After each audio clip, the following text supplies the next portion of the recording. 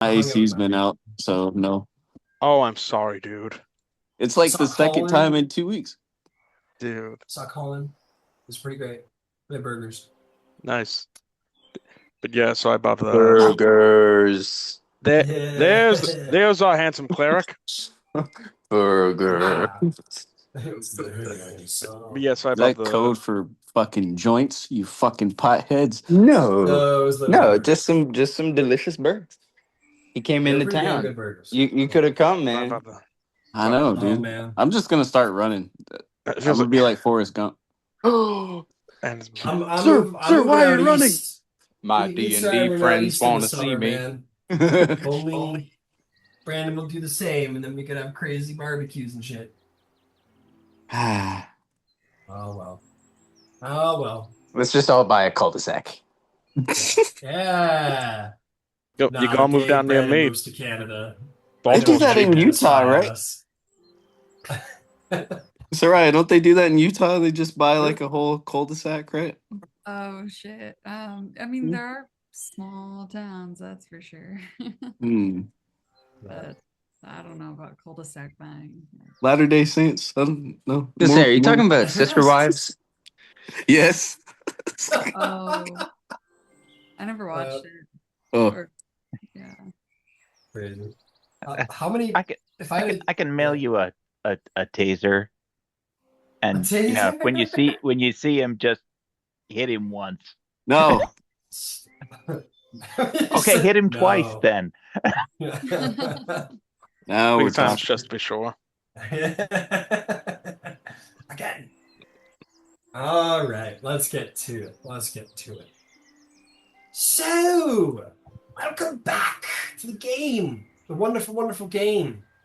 What did you get up to last week? That part is pretty easy, actually. You guys explored the Wyllow Wood. It was pretty great. You guys traveled through the forests. You defeated a basilisk. You're gonna save the forest from the basilisk. It's great.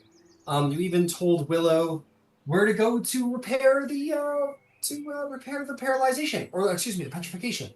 And that made her very happy. She's like, "Damn, you guys are awesome." And then you guys went and visited the southern village, where you discovered the village in the south were worshippers of Devourer, who all 60 of them were slaughtered. Were all killed and thrown into various caves to be wrought. I wonder who did that. Katosh bashed the shit out of the main altar, and then proceeded to immediately initiate Nero into a trial with the Devourer on the greater altar to battle a Chimera. To which Philippe pushed Nero, and Talenta, you're like, nope, this is your trial, stick with it. And then after a successful trial, Talenta striking the killing blow was rewarded. He was given a blade, the Slayer of the Undead.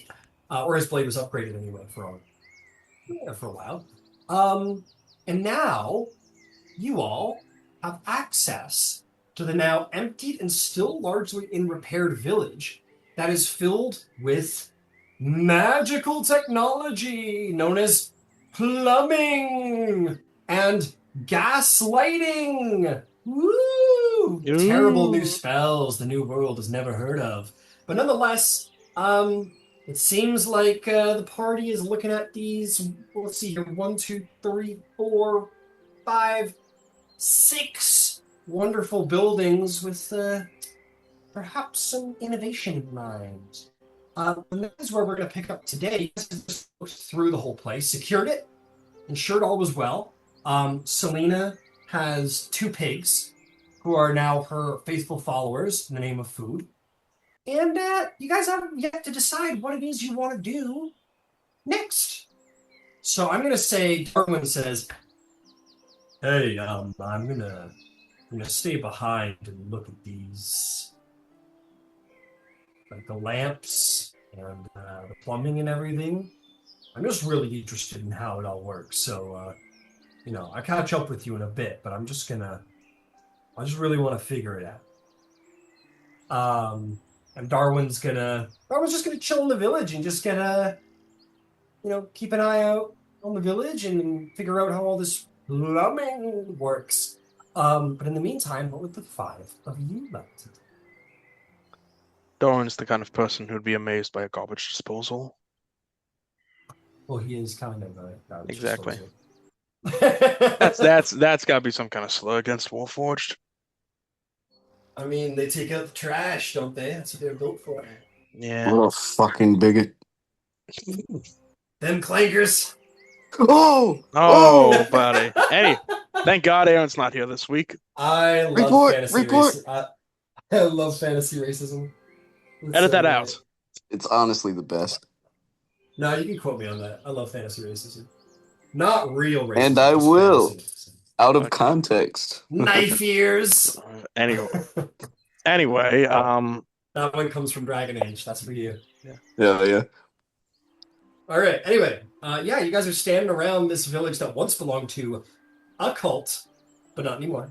What would you like to do? Willow said there was something, a part of the forest that happens at nights. That was something on the to-do list. Oh, she told you about, she told you about, what she calls, what? Oh, yeah, the Northern Forest. Is that what she was talking about? Hang on. Oh, no. Yeah, she was talking about the Northern Forest, which is considered kind of an old, dense, dark, and spooky forest. And at night, she says that there are lights, which she believes to be the spirits of the dead. And she said it might be worth exploring. Maybe there's treasure to be had. That is the only other place she has recommended to you, just besides what you've already explored. And I'll admit, you guys are doing a good job on that front. You're running out of places to explore. You guys want to camp out here and check out that area when it gets dark? Fine by me. Yeah, why not? Oh, and as a final reminder, the information that you've given Willow about the nature of the dragon and the sword embedded in its head has made her skeptical of what the best course of action is, and has generally been like, yeah, I'm open to input from you guys. and up until this point, just generally considered the dragon good and a part of the ecosystem. But this new information about the sword that has possessed it has made her question. So that is also worth remembering. All right. Let's see here. You wait for night. I'll also remind you guys, you were told by Wyllow not to hurt the were-bats, but the caves are very distinctly right neighboring this village. And you guys have been adventuring a lot today. We'll say that like it's getting a little late. It won't take long to wait for the sun to go down if you wish. So you wait. We'll say it takes like an hour or two. Is there anything you guys wanted to do for that hour or two? I'll look through some of the buildings and the temples, studying glyphs, I guess. Sure. Yeah, you look through. I'll short rest myself. Yeah, go for it. Absolutely. And that goes, and I'll say that goes without saying. Like, if anyone wants to take a short rest, that's easily done. Selena, did you want to make good on your promise and show the pigs where the forest was? Yeah, that sounds awesome. Mm-hmm. Awesome. You literally just like take them around this one building and kind of gesture, and the pigs go, "Oh, you're the best! The whole forest! We were so terribly lost, and now we found it. Thank you so much. We'll love you forever for this." And then the rest of you hear like a as they squeal and happily run off into the forest. Nice. Is there like a river around here? Yeah, especially for someone who flies. Yeah, you can easily go over the top of the wall here and land by the riverside. Okay. I want to go fishing, but I don't really have any fishing tackle. Oh. So I've got a spear. You're gonna try and catch him with your hands? No, I've got a javelin. All right. Okay. I'll tell you what. Make me a survival or perception check. Okay. I'll start by asking, are you proficient in survival? No. Okay, cool. Then yeah, make me a perception or survival check, your choice. Okay. Oh, got that's this. that one. And that one, you're very happy, perhaps, that no one sees it. But you're at the riverside, you're on your javelin, you're looking for anything. And you think you see a fish. You go, yeah! And you throw your javelin, and it like shivs into what was basically a rock. You're like, ah. Oh. And then as you're fluttering over to your javelin, a fish comes downstream, bounces off your javelin, flies through the air, and like the back of its tail goes like into your cheek. You're like, ah! And then it whoosh into the water and keeps going.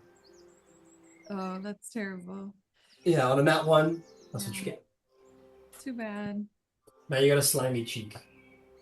Oh no. Well, Yeah. I'll grab my javelin and try again. Okay, I'll say on your nat one, you make up a very valiant effort.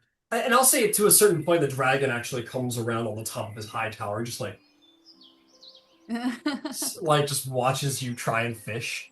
And I'm gonna say that like you generally get beat up by the fish more than you beat up the fish. Like there's a couple of instances where the fish like get you some one way or another. Like in one instance, one shoots up and like bites onto your toe. And you're like, ah! And then it lets go and swims away. And you're like, damn it.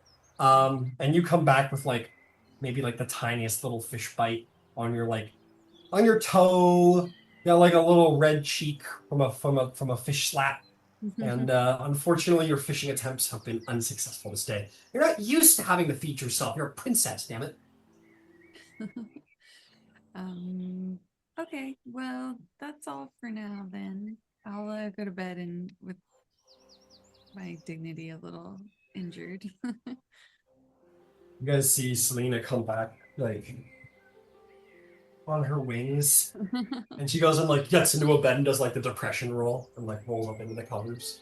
And it's, like, 9 o'clock at night. Yeah, I know that feeling. I look back at the glyphs. Yeah, you look back at the glyphs.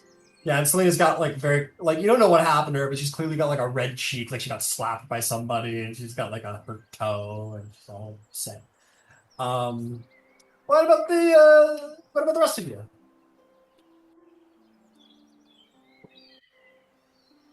Okay, that's all good. Is it Yeah, Katash Tally? So I thought it's okay. they were They don't have responding. anything to do. I was It's gonna fine. say I would if Tally's here. Yes. Yeah, I'll pull Tally aside and say, hey, Oh, wondering if you fancy a chat before tonight. Not sleeping and all. fancy a chat, eh?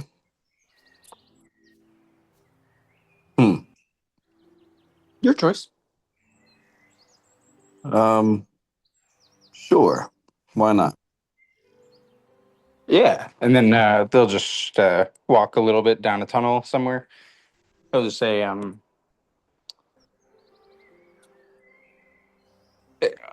want to say at this point, I would consider you a friend, but I know those you carry with you,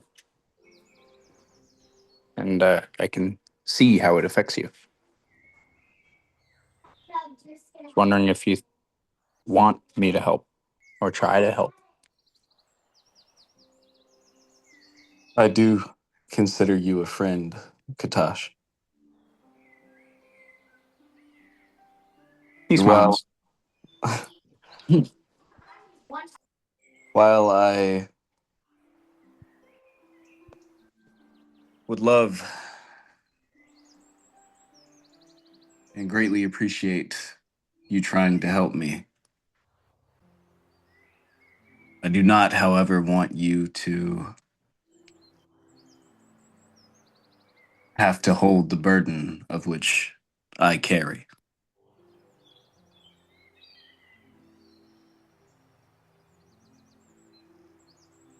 That's fair.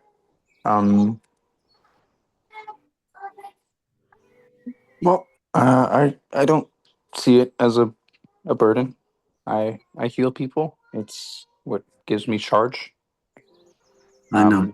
I don't know that I would be taking it onto myself, merely maybe freeing them. But if you ever want me to investigate, I can.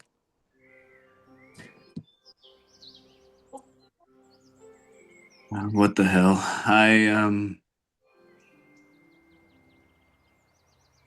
I'm being a lot more vulnerable lately.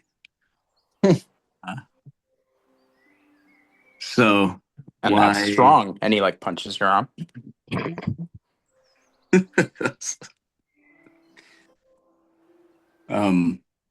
So yes, why don't we see what we can do? Sure. Thank you. Of course. And then I guess my question to Ryan would be like, so Katosh has sleep as a spell. Mhm. Can I try and put Tally to sleep right now and enter his head or try and help exercise something in some way? You could certainly try. I think you like as a cleric, you've got to be thinking this is a possession, all right? Mm-hmm. Some kind of unique mass possession, but a possession. Certainly into something you've never encountered before. But yeah, of course, you can absolutely do this and begin the process. Yep. So I'll cast Yeah. sleep on Tally. I'll like lay him down and I'll just touch his temple with my finger and his eyes just kind of glaze over. Your aberrant marks connect, and yeah, your power hits Tally, and Tally, if you don't resist, you sort of fall into a stupor. And You fucking yeah, drugged me? stop drugging me, mate. What are you doing? I didn't drug you. Yes, you did. And yeah, Tally kind of sort of like slumps a bit because I believe it's just incapacitated, right? Yeah, I believe that's the condition. Let me see if I can check. It's a magical sleep, so he's still standing, but he's like slumped over and Incapacitated, and then if he fails it, he's unconscious. Okay. oh, okay. So He he fails he it the starts second. slumping. Yeah, yeah. So he So I starts put him slumping into over, unconsciousness. Yeah, and he then he finds begins. like a something to lay down, so he doesn't, just crack his head against the floor. Nah, bro, it doesn't sound like it. It sounds like Katosh puts Uh-oh. his hand on your temples, and you go, ooh. It And was then very spur of the moment. and then Katosh just don't worry, he lays you down, bro. Lays you down. Um, yeah, you start to fall over, and Katosh, you just like take him and lay him in the dirt. Um, what So happens forceful. next? He's asleep. Yeah, so I think I maybe have a couple ways I could try to do this. Um, I have sleep prepared. Um, so I would either think of three things. I would think of banishment, divination to ask Kuta for assistance, or like a series of dispel magics on like those most affecting him. Or just a simple arcana check if I could try and just enter his head. Or Well, I like the wisdom. idea. Yeah, well, I like the idea of this being a bit of like an experimentation. So where would you like to start? Yeah, I'll try and simply enter his head first. I guess Okay. wisdom or By what means are you entering his head? um telepathy. Oh, okay. Big bad telepathy spell. Fair enough. Um, Now that he's already unconscious and asleep. got it. And I don't believe there is a saving throw for telepathy, if I'm not mistaken. That's the big bad power of telepathy.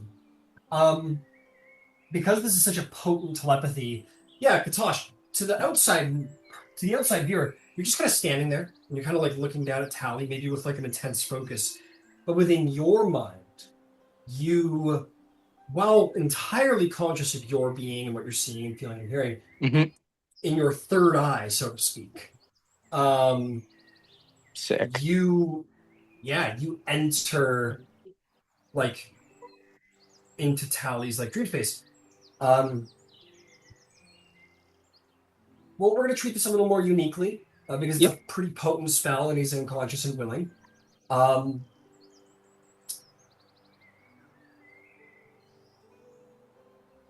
hmm. I could make like, for instance, I could make like a wisdom check to try and see like the most malevolent spirits. Try and Okay, exercise those got it. Yeah, I like this. if you like So that. yeah, no. So you come at town and you his mind is like most minds, or perhaps how you've always perceived minds, but now more so, where every mind has layers and it has walls. And as you're like on the outskirts approaching telepathic connection with him, there are certainly people to sift through, which is unusual as you're making your approach, if you will. It's like you're walking through like a city Mm-hmm. or a mall or A something where mass of like people. Yeah, yeah. yeah, and you got to like move through the crowd to get to people. Um, why don't you make me an insight check? Yeah, Sure. before you absolutely.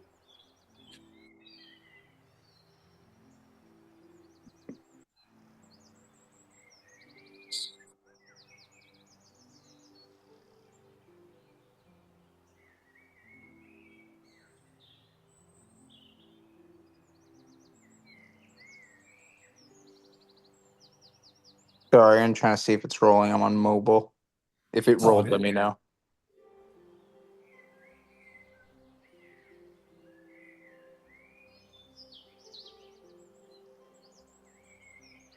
Hang on. Let me run downstairs. So sorry. No I worries. was trying to make dinner. All good.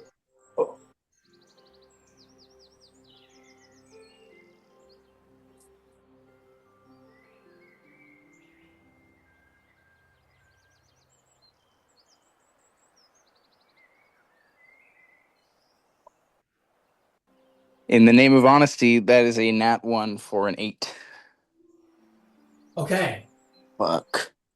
You begin to move towards Callie, and like you're looking around at all of these people, and it has the most interesting thing happens. I'll say as your go. Well, this is your telepathy, so maybe Kuta isn't here right now, so to speak. But as you're sort of beginning to emerge, the most strangest thing happens. All of these like strangers and spirits and whatever, like turn and look at you and address you, and you're like, and you start moving through, and very much like in Dune 2, where he's moving through the crowd. It's a little like that, where you're like trying to move through regardless, and some people kind of begrudgingly move aside. Some do not. You walk right through them. And even though you failed, you realize in this moment that despite your telepathic power, you can't physically interact with them because they're not here. But slowly, you begin to hear sort of in the crowd what almost sounds like an ethereal sort of shouting and a yelling, like you've heard before when you try to interact with his dreams, like the "I hate you" at Tally.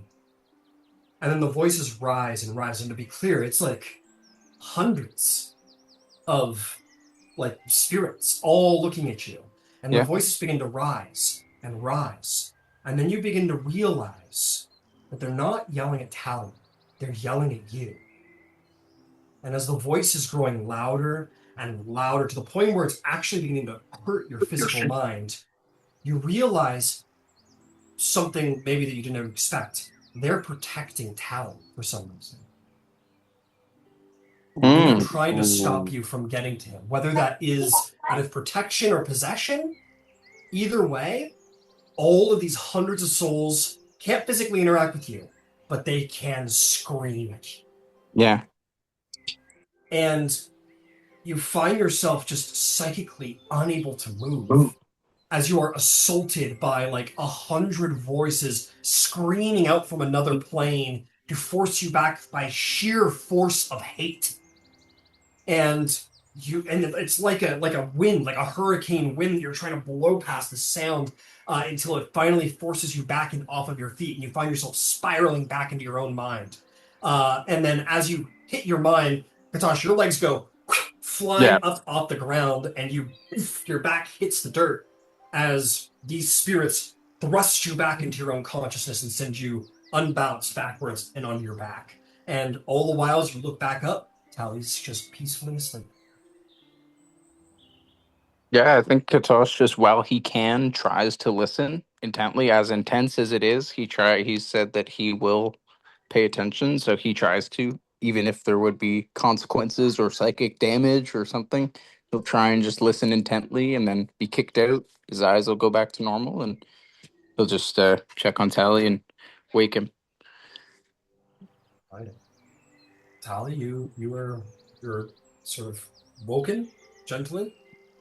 You think you have some kind of weird dream memory about like yelling in the distance, and other than that, your dreams are your own, and it was nothing unpleasant. It was just like kind of a maybe if he brings it up, maybe you'll be like, I think I remember something like that. Yeah. Katosh would describe it in as best detail as he could. If he could recall any faces, he would try to, and he would just echo the voices. And I'd say I don't quite understand it, but there's some sort of protection. Either they're possessive in a over you way, or just possess your body, your soul. But I'll try my best. I'm sorry I wasn't able to help this time. It's Let me keep trying. Another time. Hush, I don't want you to overexert yourself.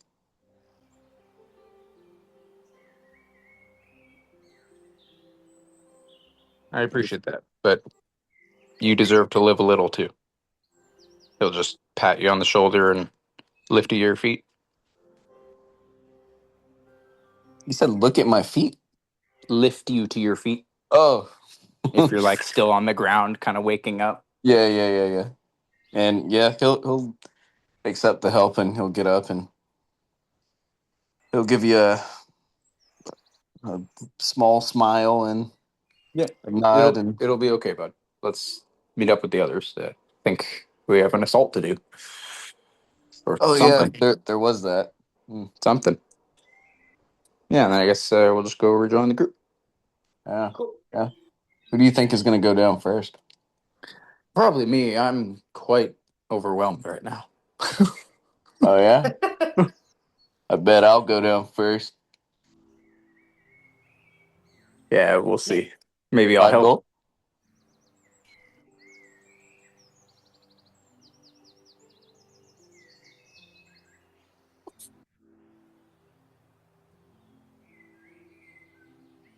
Okay. Cool. Fantastic. If that is all, then the short rests are had. The sun goes down. And you guys can be on your way.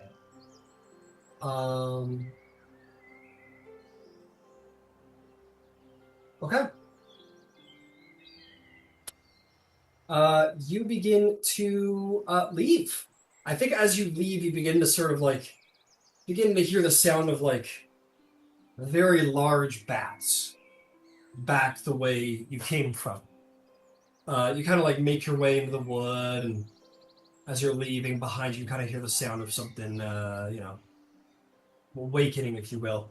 But now you have the forest to navigate. So, if anyone would like to be in charge, oh, you know what happens? You begin to hear and you look up and see a werebat flying at you, like a half goblin bat. And you are absolutely going to recognize Fool. Hey guys, I admit I couldn't find you. I couldn't find you the last night or two. You guys kind of disappeared on me. I meant to keep good on our deal, but you disappeared. So here I am, here to make good on our deal. Yeah, how's things going?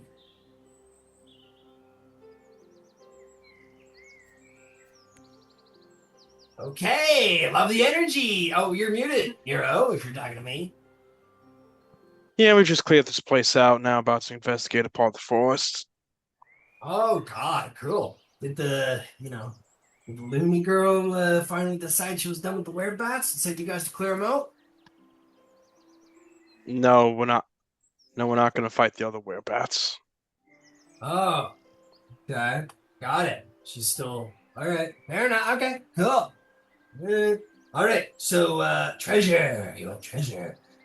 Yeah, I could show you where the treasure is. You want treasure? All right. Look at the I know. others. I know Okay. a couple of great spots for treasure. Okay. Let's think. First and foremost, it's Willow's Tower. Yes, she has treasure hidden up in there. There's treasure over there.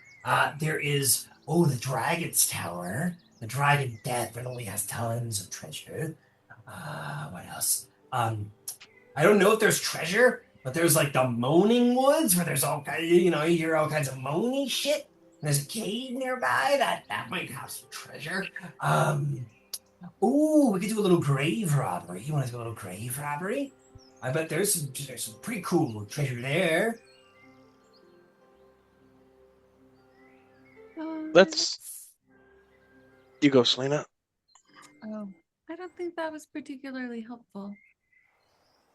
Okay, no, I got. There's one last place, maybe that might be good for you. Yeah, my old crew. Yeah, my old crew. Our leader, the werebat leader's name is Mobar. He's got a treasure chest in his place. You could, you know, you could pinch it. You want? I bet it's full of cool shit. Hmm. Uh, Where does he uh, keep it? Keeps it in his cave. Keeps it in his cave back near that old village he just walked out of. Hmm. Uh, I'm not so sure. Oh, come on. I gave you like 5 great places to find treasure. I don't know what you want from me. Selena, do you want to check out that that dark spots Will told us about first? Yeah, sure. Hmm. All right. Dark spot. Uh, okay, I'll follow along, I guess. Um, if who would like to make the survival check to show us through the wind? Okay. For comedy's sake, I will. Fair enough. That's what it's all about.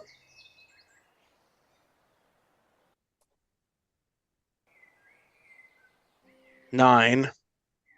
This is not one like Oh other people. man, you're gonna get so lost, brother.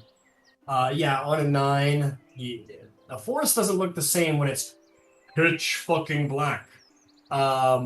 Despite your dark vision, you can't really find your way, my friend. You get the party a little lost.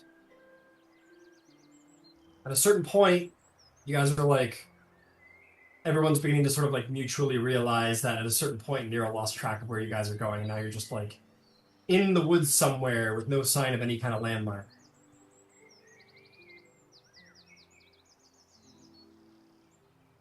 I think we passed this tree already. Yeah, probably. Probably. What do you mean? All right, let's try finding somewhere else. Do you want to try, Selena? Uh, well, in the Feywilds, you just kind of walk and walk and you get to where you need to go. There's not much, they're not I'll much. give it a shot. Dear God. All right, make a survival check, Philippe Gaston.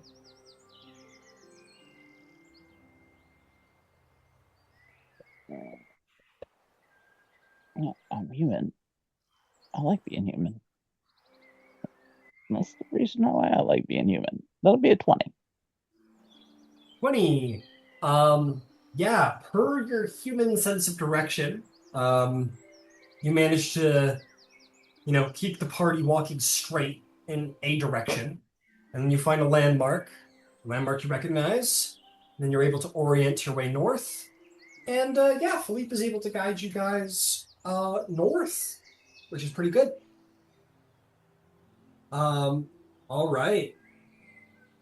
You make your way past the forest, which was previously known as the Moaning Forest. But ever since you guys defeated the Cloakers, it is no longer a Moaning Forest. I will say this, considering he's not here, at a certain point, you completely lose track of Tal. You guys are like, oh fuck, we lost him. He'll catch up. But either way, you make your way through the wood, and you come to this forest. Oh man, I wish it was here. This was gonna be perfect. Hold on. You I'll come to text this. him. Oh, he's signing up. He already sent a message. Okay, He's sorry. dealing with phone stuff. Whereas the moonlight very easily penetrated the canopy in previous forests, you enter into a very old, dense forest, not unlike Fangon Forest. The trees maybe are not quite as tall, but it's very, very similar. The trees are covered in moss, and let's see. As you enter sort of the edge of the forest, and really the moonlight kind of becomes very hard to find above the canopy, Yeah, your bareback guy's like, I will say, Philippe, since you're kind of, you know what? Who's got a decent passive perception? Who's up there? 14. 14. Um, mine is Anyone higher than 14? passive perception Katash is 12. probably crazy good. Yeah, Katasha's probably way up there. I couldn't hear you, Oh, but yeah, Katash is Katash is a 15. 1-5. gotcha. Yeah. So Philippe, you're leading everybody. You're pretty satisfied that you guys have found the right way.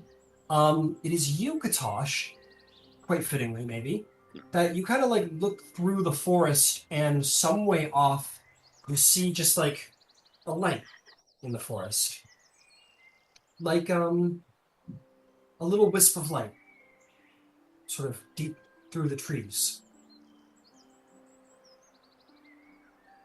and it just kind of dances at the edge of the forest. Check. Yep, you're good. And it's just kind of like dancing like just beyond the edge of a little ways off, maybe like 60 feet through the forest. What do you guys do? Yeah, I'll just notify everyone. Well, let's Okay. approach it. Yeah, let's fly into the light. Well done. Okay. Following, yeah, you guys are very quickly pointed in the direction of the light. Not hard to see. And as you get closer, the light kind of starts to like move along, almost like a jellyfish. How it like moves in kind of like spurts of acceleration. Yeah, and you guys follow it until eventually it kind of stops. And as you find yourself deep in the dark, dense center of the wood, I wonder if they actually put it here somewhere. Oh, look, there's the plaque there. Never mind. Don't worry about him. I don't know if it's here, but it doesn't matter. Uh, you see floating, and you get closer and closer. This little ball of light doesn't run away, but it just kind of floats there. And as you approach, you are going to find a grave that stands amidst a grove of dead, burned trees. It is marked with a headstone that reads in common, "Here lies Chrysan, human friend and companion." The top of the gravestone is carved in the shape of a rose.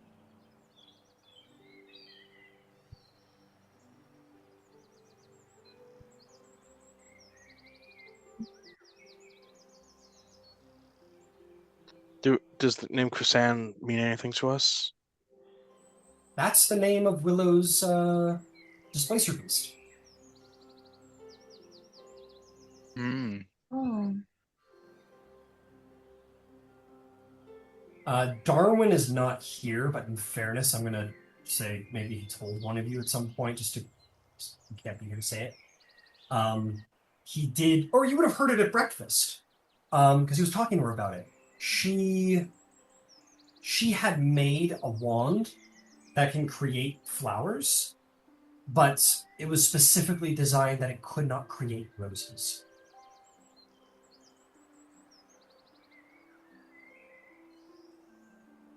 It couldn't create roses, but it could create what? Other flowers. Other types of Okay. flowers. Oh, okay. And there's a rose on this headstone. A rose Princess. carving. Do you think you could ask the necklace about it? Ask the necklace to maybe tell you about who they were? Or the circumstances of their death?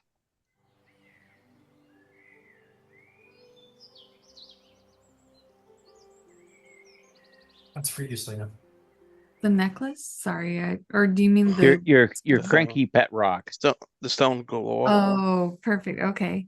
Yeah, I don't know if that's gonna be like a legend enough. Maybe it is. I can try asking. I'll pull out the rock. Yeah. Make a Charisma saving throw. I'll give her guidance Oh, okay. if Well, I that's all say right. guidance doesn't help against saving throws, Oh, okay. unfortunately. Fair enough. No But worries. you No can. problem. That's fair. She's got to roll like a nat 1 or 2 or something in order to fail. So it's. I got a 15. Oh shit! Really? Yeah. Hold up. Wait a minute. I gotta Uh-oh. double Yeah, I check the rolled a rules. 3. Um. I have inspiration, so maybe I'll just re-roll it. Yeah, I'll Well, just decide now before I figure it out. Yeah, I got a 31. Okay, fuck it. Never mind. Once more, Selena, you're entirely unaware that anything happened or was trying to happen. The stone just kind of, you pull it out of the pocket immediately. It's like, ah! It just like screams in your head. It's like, my existence was meant more than to be a bauble for an insect. Don't call me insect. That's not very nice. You're right. You're not an insect. You're a spider. You're a, you're a, you're the most decrepit type of bug. If I ever find a way to free myself from this form, I will pick your wings off like you were a common fly. Okay, well, I have a question for you in the meantime. I like that Selena laughs after these like horrible threats. She's like, yes, fine. Ask a question. So we found this grave and it's named Crisea. Do you know of this displacer beast of Willows? It activates, and given the value of this legend, there will be a level of information I'll be able to give you. But it does give you something. It says, you foolish fairy. Chrysan is merely the adopted name of the displacer beast that belongs to the Archdruid Willow. No, you mean to refer to the true Chrysan, the adventurer slain here in these very woods, lay dead at your own feet.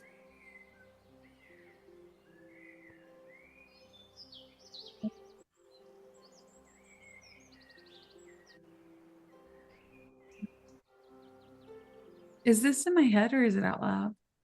That's in your head. Oh, okay. I'll share it to the party. And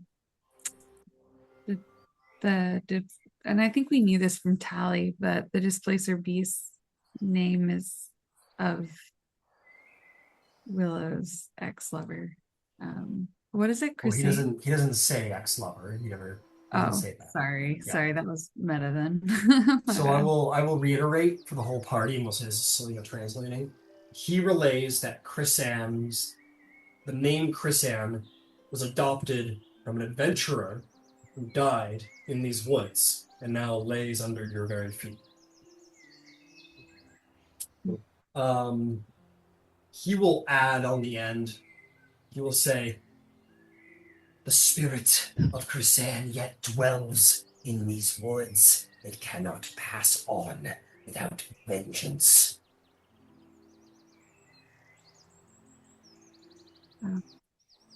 I'm sorry, I got distracted for a second. What was that?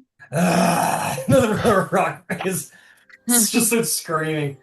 He says, the spirit of Chrison is before you. The little glowy light is the spirit of Chrison, and it cannot or will not pass on unless it gains revenge.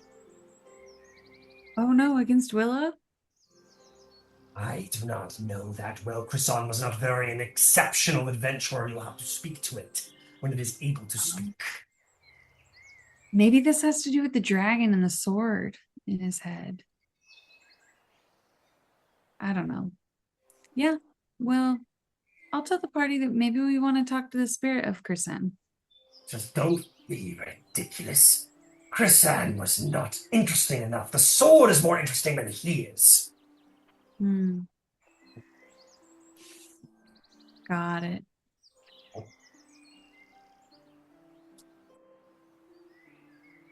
Princess, the way you wield that amulet is amazing. It can't do anything. supposed legendary artifact, and Yeah, well, I guess it was built to be its owner, huh? I can do this 10 times a day. You just decide to use me once a week.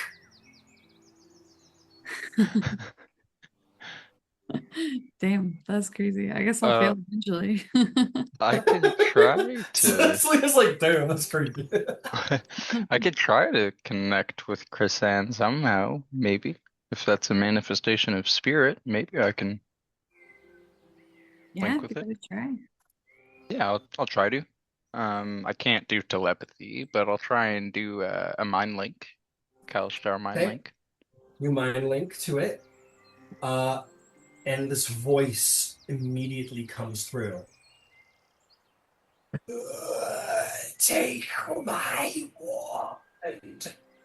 Use it to destroy Wyllow, the elf witch.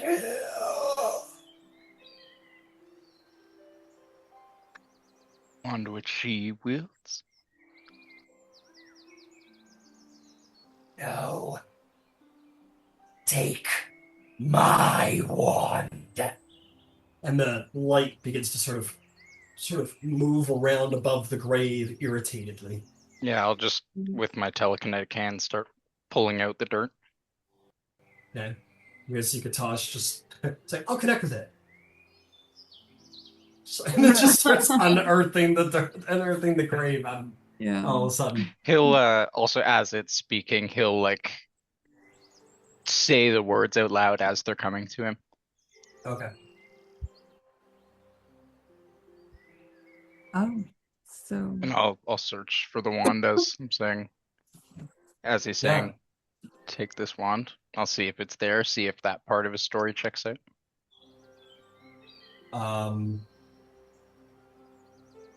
Oh, you're insight checking. Okay, yeah, go right ahead. Not even really, more so just like digging. If he says there's a wand there, then at least one part of what he said is true. You start digging, and you get. It takes a while. Like digging up a grave doesn't happen overnight. Yeah, you start digging. Maybe you get a little help, and then after a while, you got dirt under your nails and filthy. But you do find a skeleton that is laid like so, with respect, and in its hands is a wand. And this wand is quite a very nice looking wand, actually. It is made of, even having been buried, it is a sort of like light brown wood of some kind, and it is wrapped in silver embellishment, decorated in designs that look like fire. And if you take it, it feels warm to the touch.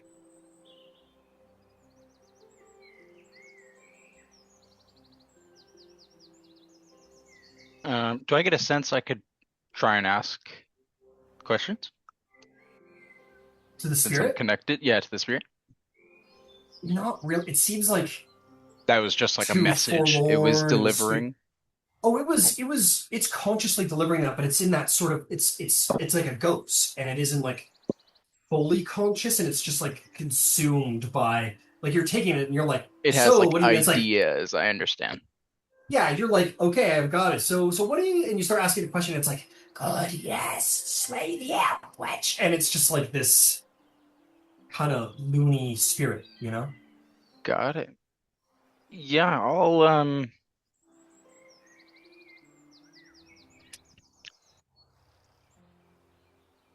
The Stone of Galore goes, you want to use me to find out what the wand does? I like put my hand over it if she says that out loud. I'm like, enough. And I'll cast divination. I was like, Kuta, can you tell me unbiased the circumstances of his death? Why is he so angry? And I'll cast divination. Kuta, yeah, you cast divination.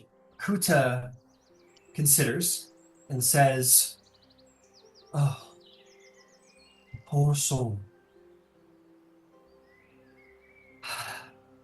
Prisan was not always such a a vengeful spirit.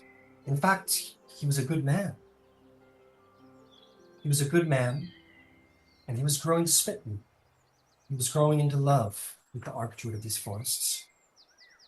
But it was the Mad Mage who turned him against her, poisoned his mind, made him believe that she was up to evil, that she meant to kill him and his followers. And they attacked her. And in self-defense, she was forced to cast him down despite the reciprocated love she was growing for him. And forcing herself to slay him, she vowed never to love again, for her heart had been broken one too many times.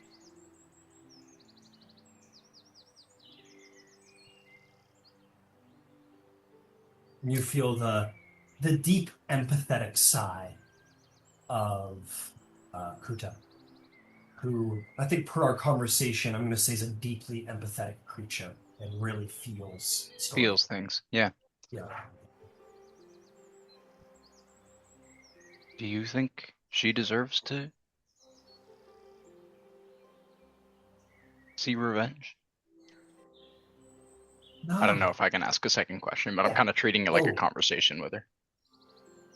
If Yeah, not, let's look at divination. So one question, specific goal or event, so maybe not. I will say we'll tag that on one on there, but I'll say it's implied enough that she'll say no, Katash, no, she was growing to love him. He was growing to love her. And it was the Mad Mage that turned him against her. She had no recourse but to do what she did. She defended herself. And she did not wish to. This was a tragedy on her behalf. But the spirit only believes what its mind has been poisoned with. I see. It is the Mad Mage who is to blame. I see.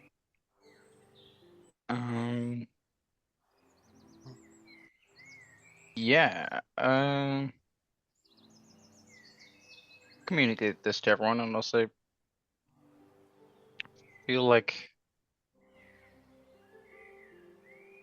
his wand should rest, but I don't know how to give him the same. I don't think that this weapon should be used for malice, but you guys let me know what you think. In your head, the wisp says, "Kill the elf witch. Kill her."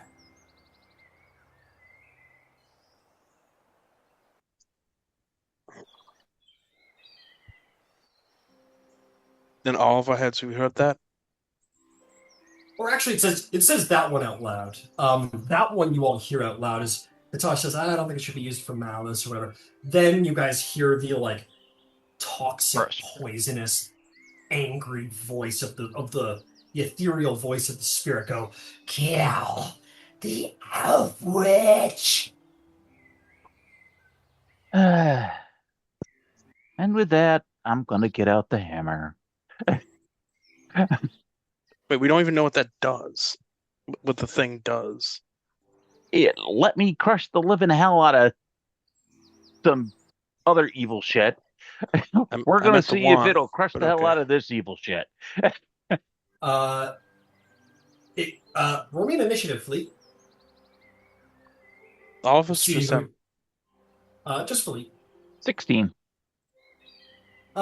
You win. You see the light begin to begin to sort of roil with anger, and it begins to grow brightly and sizzle as if it's burning the air around. You're like, oh, time to do something. You go first, Philippe. Yeah, we're gonna whack him with the fiery hammer of fuck you and die. And I'm gonna utilize the one charge of smite that I have onto it. Yeah, you light it. You light it up. You light it on fire. Oh yeah. All right. I'll move back.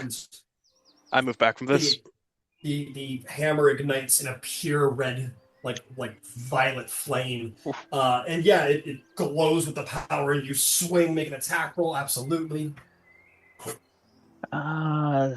16 and 8 is 24. That will hit. It's zippy and quick, but you managed to catch it in anticipation of where it's going. Roll me some damage. Okay. That's a die 8. And 2 die 6 for the flame tongue. And I gotta go over to the notes page where I wrote down the mighty thing. Hammer has 1 charge of smite for 2 die 8.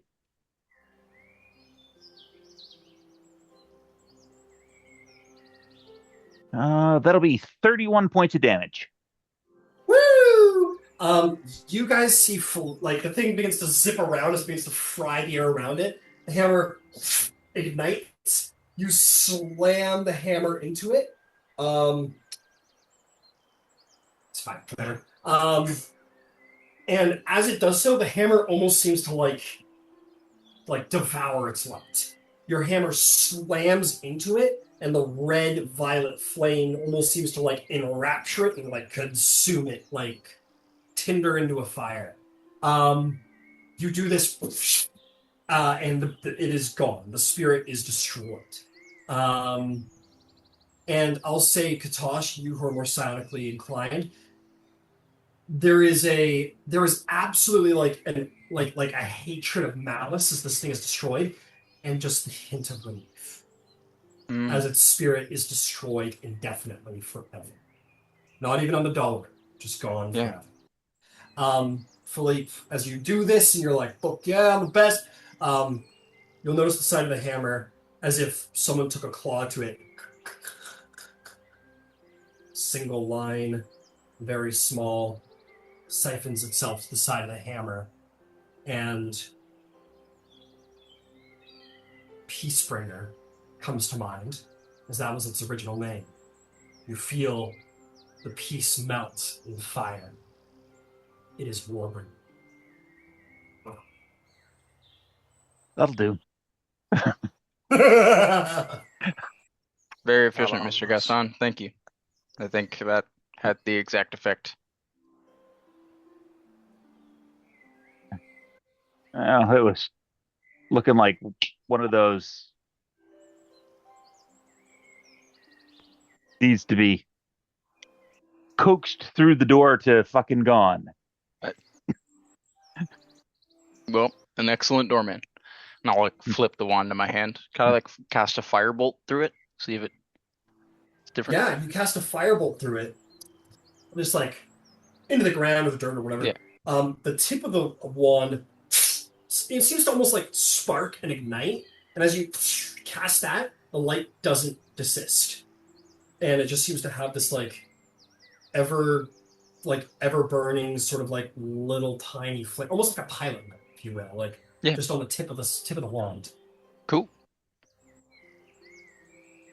So what you're saying, Katosh, is Alistair's a asshole. Quite socially adept. It just seems he uses it for the wrong reasons. Yes. Okay. You need all of this, which kind of would seem like a good thing, but then he did this, which was asshole. It was seemingly for his purposes. Seems to be most of this is just I'll just like look around. Just a show. An exercise of look how powerful and cool I am, and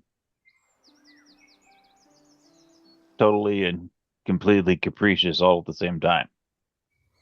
Fantastic. I'd like to not meet this guy. If we'd be so lucky.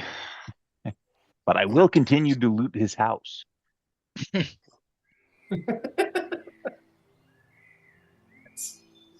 Oh, there's the fucking thing. There it is.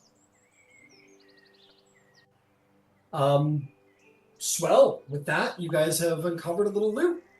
Cool. You leave behind the now unsurfaced grave of Kusan. The gravestone still is there, and it's like it's apparent enough that this person, unlike the cultist bodies, this person was buried with like a great deal of care and affection by the state of the headstone. But yeah, you leave the open grave and the skeleton. You want to? We'll take the time, fill it back in, dump it Okay, back down. Yeah, I was got gonna it. say I'll try and be respectful and fill it back in. Yeah. Fair enough. You Princess, do you think you could summon a rose? Is that in your power? Um, it is. Yeah, I can do a flower blossom. Yep. Yeah. May you try and summon a rose, please? Yeah, I'll bring a rose and hand it to you. Mhm. Yeah, and I'll just put it into the dirt right in front. okay? So you do. You crop it right in there. That's, well done. With that, it's reburied. I mean, I don't know if I. You could always come back and like do a little ceremony and reconsecrate it. Regardless, it would as a priest this would still be considered desecrated because you did loot it. Fair. But you could always come back in ceremony and Yeah, I think do that. Katosh makes a mental note that he intends to do that because he does respect this place and he also like respects that spirit and feels sorry for it. So he wants to, I don't know. yeah, Okay, yeah, make a mental absolutely note fair of enough. that. Sounds good. With that, is there anything else you guys want to do here in the old forest? Not, I can't think of anything at the moment. We with Tally having a upset stomach and Darwin looking at all the runes and everything, and the gaslit lamps, give us some space to do stuff. Do we want to just clock in for the nights,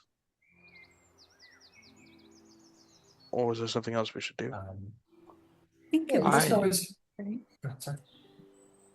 Oh, I was just asking if it was getting late. Yeah, it's nighttime, so it's definitely a little later. It's not like crazy late, but it's a little later. Yeah, we can head back to that little deserted whatcha-who's it. Village, yeah. Yeah, you can head back to the village. You can head back to Willow's Tower, wherever you want. Um, I Let's will head back say to the village. Yeah. this. Yeah. Vul is giving you the most treasure-filled spots. And if you're not totally interested in those, which is valid, um, you could always go to Willow to see if there's any other sort of like sites of interest that may have been or missed along the basement. way. Hey, That's what Vul's like. I'm just saying. I mean, I'm just gonna say this. That's two people who say she's batshit crazy. All right, I don't know what what you got going on. I don't know. Just saying. I love the fucked up little guys.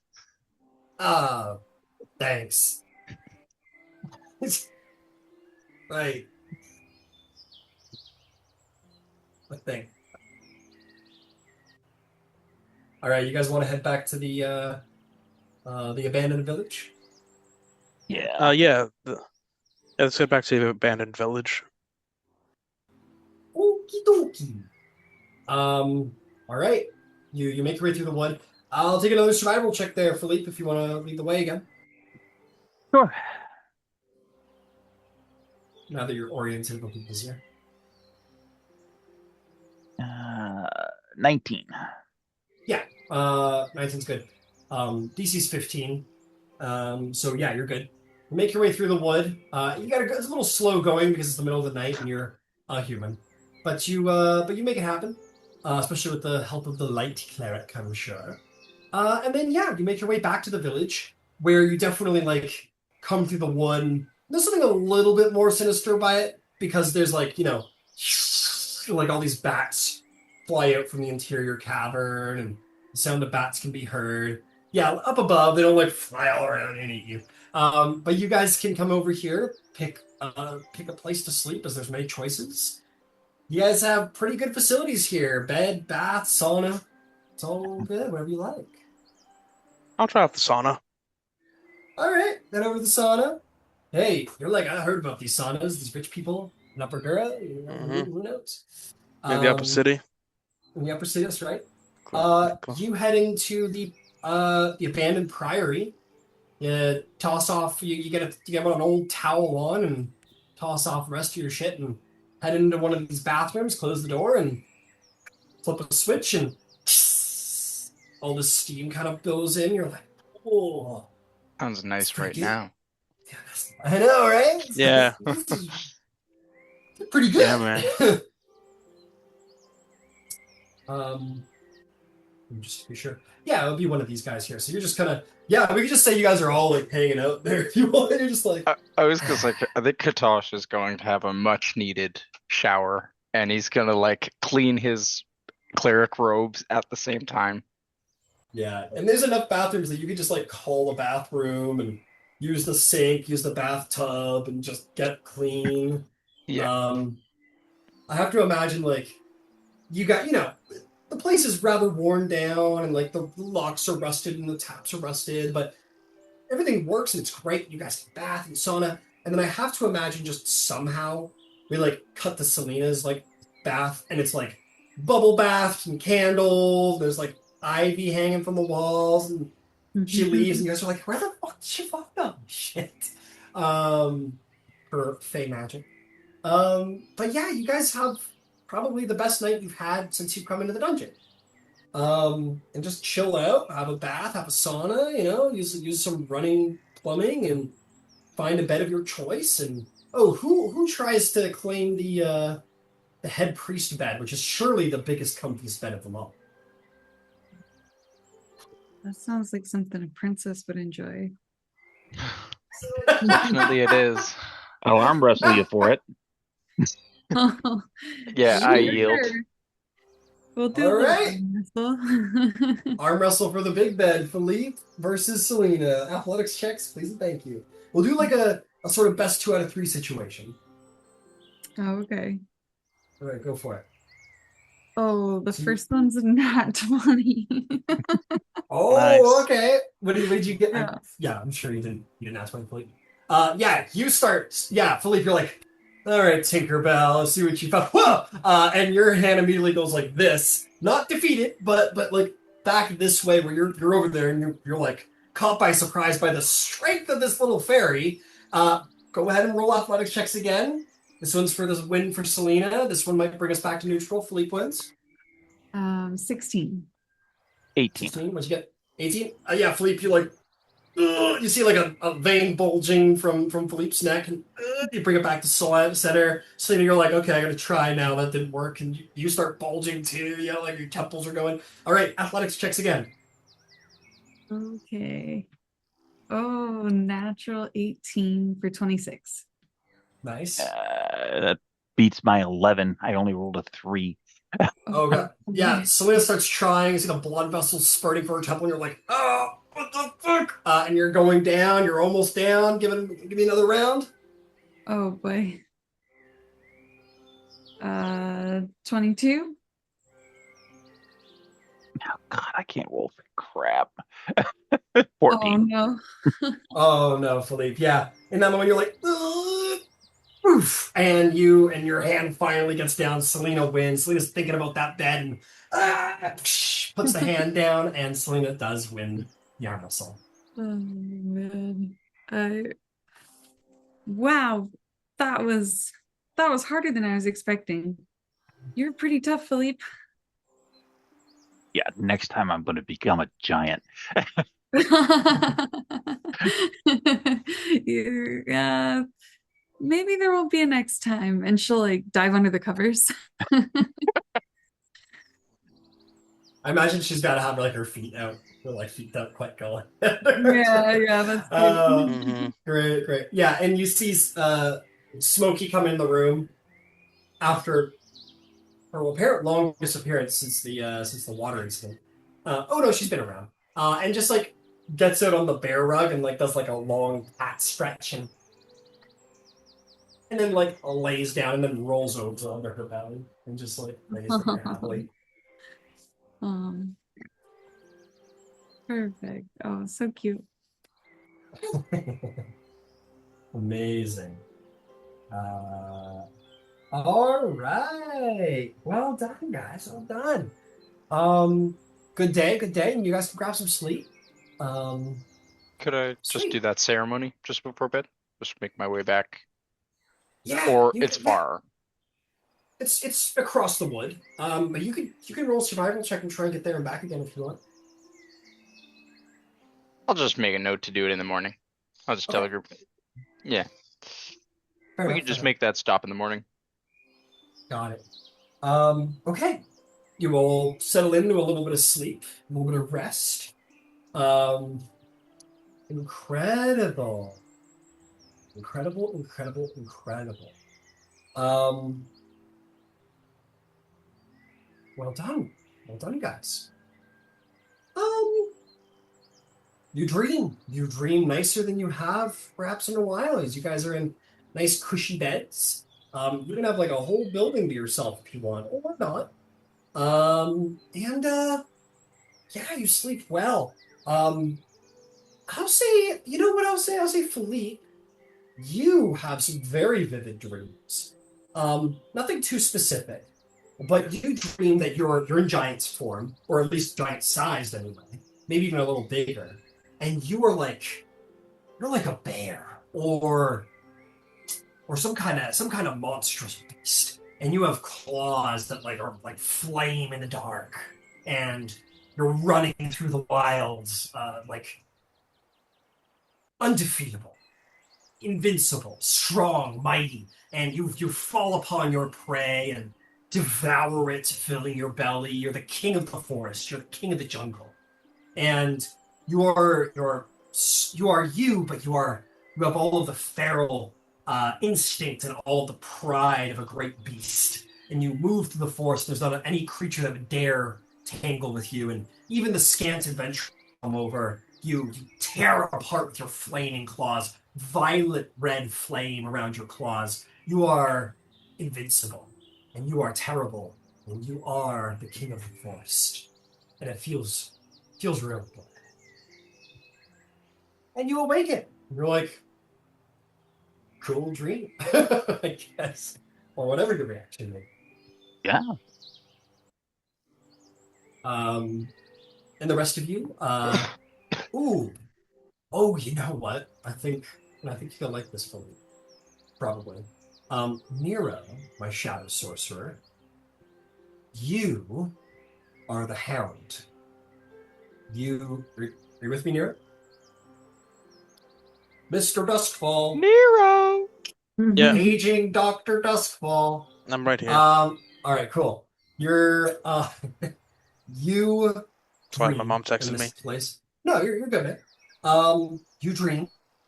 You are in the woods, and you are a hound. You are a black hound. You are starving, but you are strong.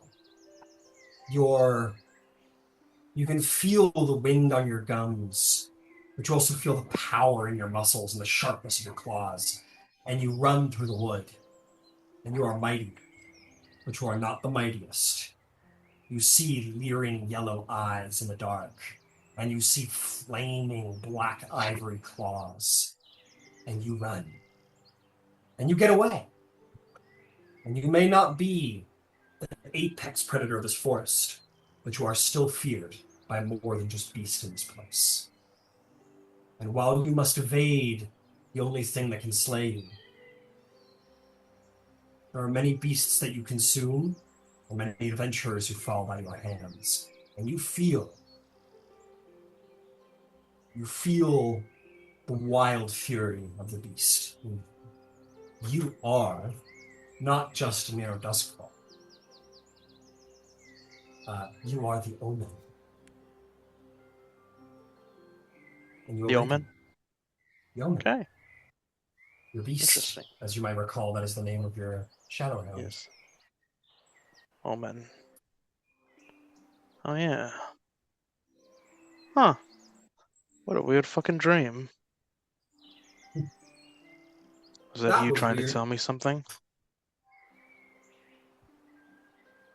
Um, you hear a sort of a cackle in the shadows of your room.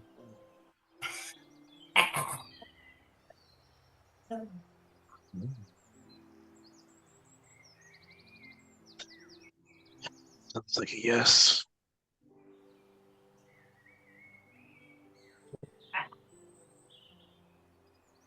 You just hear the cackle in the corner. Hmm. But you all awaken. The sun shines. You are free to do what you will. What is the plan, my friends? What is the plan? Um, Willow Wild is yours. Can I look around for some fishing supplies if it's in this village somewhere? You hunting around. You spend the better part of the morning hunting around. This place has very clearly been flipped over already by somebody, whoever. And I'm afraid you find no fishing supplies, I'm sorry to say. Bummer. Okay. Um, Katosh, if you want to make the survival check to make it back to the grave this morning, it's a lower DC because it's not the middle of the night. Oh, yeah, sure. Could I go with Katosh? Perhaps if Katosh, you would I'll be. make it known. I'll say I'm gonna go re-sanctify that gravestone. Respect. If you want to come, you can, Near. Yeah, why not? He doesn't see many burials in Sharn. Yeah, probably not. No. Oh, nat 20. 25 Yeah. survival check. I'll tell you what. On that check, you can make your way there and back easy enough. Golden. Um, Yeah, I'll just go there, cast the ceremony, re that's great. bless it. Yeah, exactly. And then try and like pot that rose and give it a chance to grow. Yeah. You make your way through the wood. Um, you get there. It is an hour-long ceremony, and basically what you're going to do is you're going to hold another funeral for the fallen spirit. Is there anything that Tosh would? Yeah, you want to pot Yeah. the rose and give it a little extra love. Is there Yep. anything else you'd like to throw in flavor-wise? Yeah. I keep slipping on his name. Sorry, something with a C. Croissant. I'll Croissant. post it in the. I'll Yeah, post it no in worries. the thing. Katosh will just say, Croissant, I don't think you can hear this, but Willow loved you very much, and it was dark dealings and misleadings that corrupted you and made you see what wasn't there. I just hope that you can get some rest now. Know that Willow thinks of you every day. And Willow, if you can hear me, I'm sorry for the pain you're going through and what you had to go through.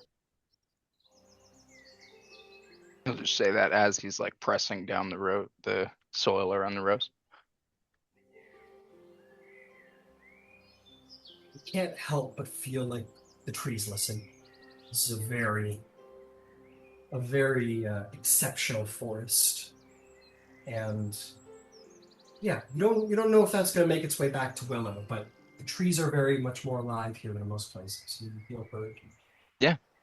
Katosh just wants to say his intentions out loud, respect it, and say, thanks for joining me here. No problem. Are they all like that outside of Sharn? No, some are much more grim. Just trying to Yeah. bring a little bit of light. Yeah, most people up in Sharn just get tossed in the incinerator.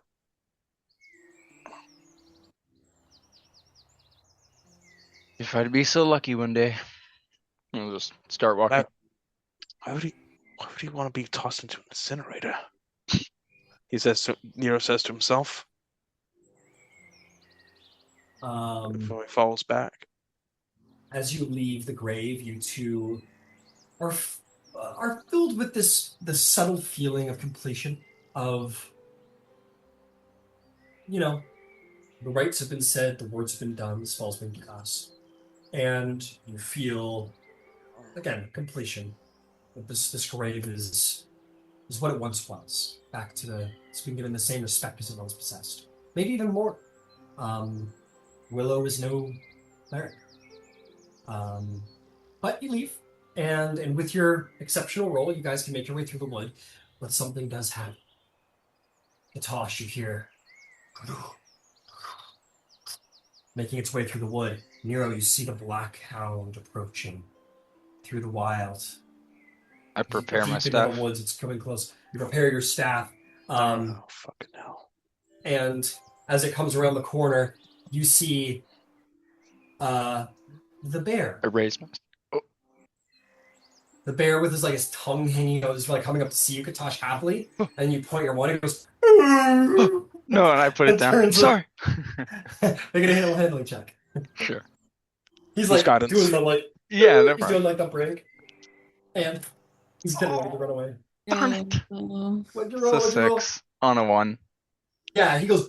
Turns around and runs into the forest. Hey, it's okay, big guy. He didn't mean it. You just scared him. I would try to Uh, chase it, but that'll scare him more. Yeah, he's gone. I yeah, offer. he's gone. He ran away, unfortunately. What? Gosh, why'd you scare that poor bear? I He's was nice to us. scared. It was like, yeah, now he's scared of you. He looks in here and he goes, "So he should be."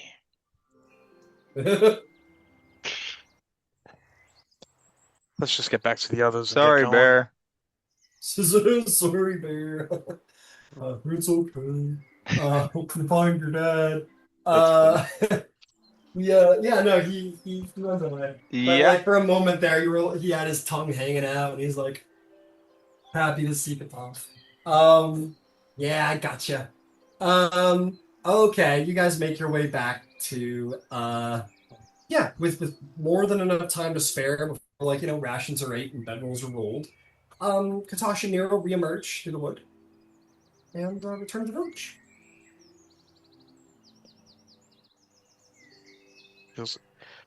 So what next? We've kind of we're gonna go ask well if there's anything else to do here, unless we all want to go kill a dragon.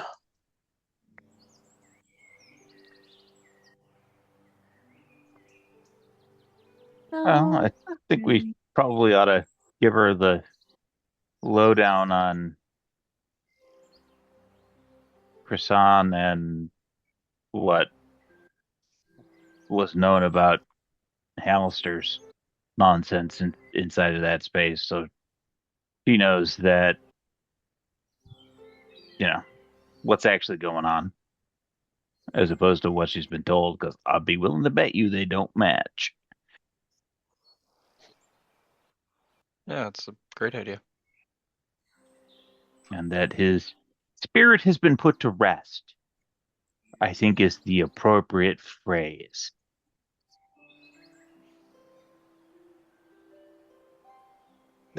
Yeah, sure, why not? And and I have a question I need to ask her anyway.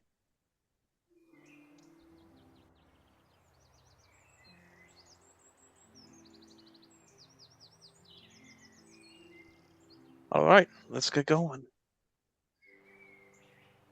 All right. Easy enough. You guys can make your way back to the tower. You walk through the vibrant wood and along the way see the familiar sights.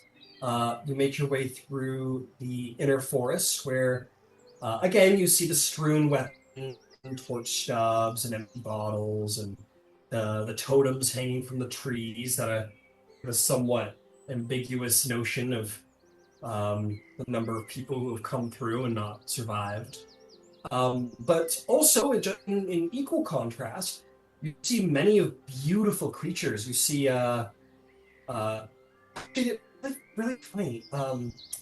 You see lots of things. You see beautiful herds of deer, does, kind of hop through the woods silently and prance through. You see all kinds of things.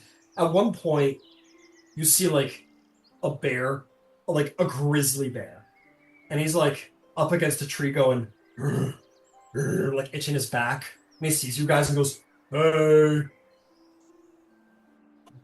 um, and just goes back to like scratching his back, and the forest is like vibrant and alive, despite the also sort of darker omens of those who came through and didn't ever leave. And sure enough, you find your way past the caves of the fallen cultists and onto Willow's Tower, where you will find her in her usual spot. She is meditating on the large crystal throne in the center of the antechamber, with the carved eyes on the back of it. She sees you guys all enter. Well, she doesn't see you guys. She kind of hears you, and kind of like a smile creeps across her face, and she opens her eyes and turns to greet you as you enter. Chrisanne, the displacer beast, sits much like Smokey, just kind of snoozing, catnapping at the base of the throne. And she kind of smiles to see you all. Says, "Oh, welcome back. How was your adventures going?" We cleared out the old village we found. Oh, Well, good. I wasn't aware that it was occupied. yeah, there was some weird stuff there. Let's just leave it at that. Well, fair enough. If you say it's Um, cleared out, I trust you. yeah. Yeah, Selena made some friends with a few of two of the pair of hogs. Hogs are, well, they're interesting characters. Yeah. And Katash? Yes. We well, there's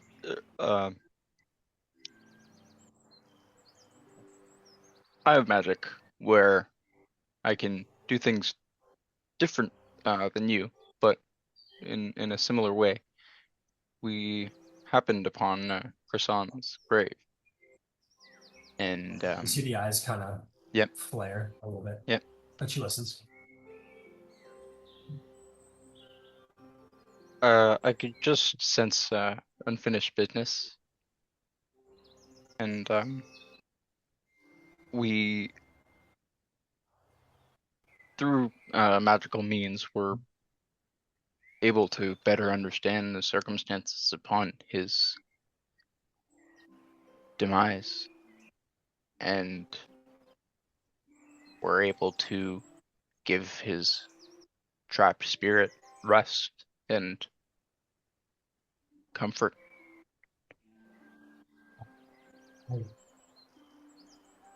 Spirit is trapped. Oh my. It's like you say, you're a priest. You tend to the spirits, the spiritual world. And I tend to the natural world, so I didn't know. That's okay. I'll tell you, he did still carry an anger, a malice, unnatural feeling.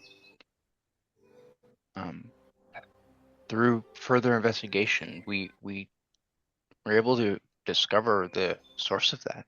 It was, and I'll mind link with her. I'll say, Pallister told him a different story. I don't know if you know this. I'm sorry if this is painful, but he messed with his mind.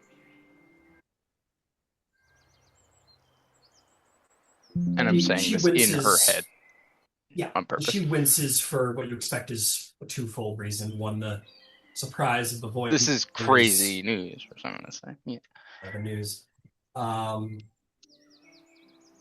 She still like notes folded, kind of like looks down at her hands in her lap. She goes, "I always guessed it's him. It didn't make any sense. They grew so angry so all of a sudden.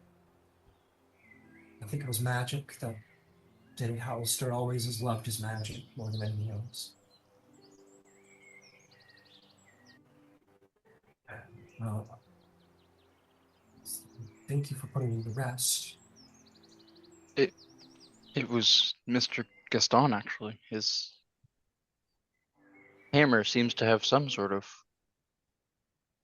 capability to it, or merely his power itself. Oh, well then thank you. He was a good man. He didn't, Yes, even I could she's sense kind of, that. he just smiles and you sense she struggles to continue. She's kind of Yeah, nods and yeah, smiles. and Katosh will just he'll just kind of finish and just say, again in her head. It it was Hallister's magic. There's no doubt. This isn't a thing of question. I've asked greater powers, and they've confirmed it. Oh, I see. I just wish to bring you peace, not bring up your grief. And you deserve the truth.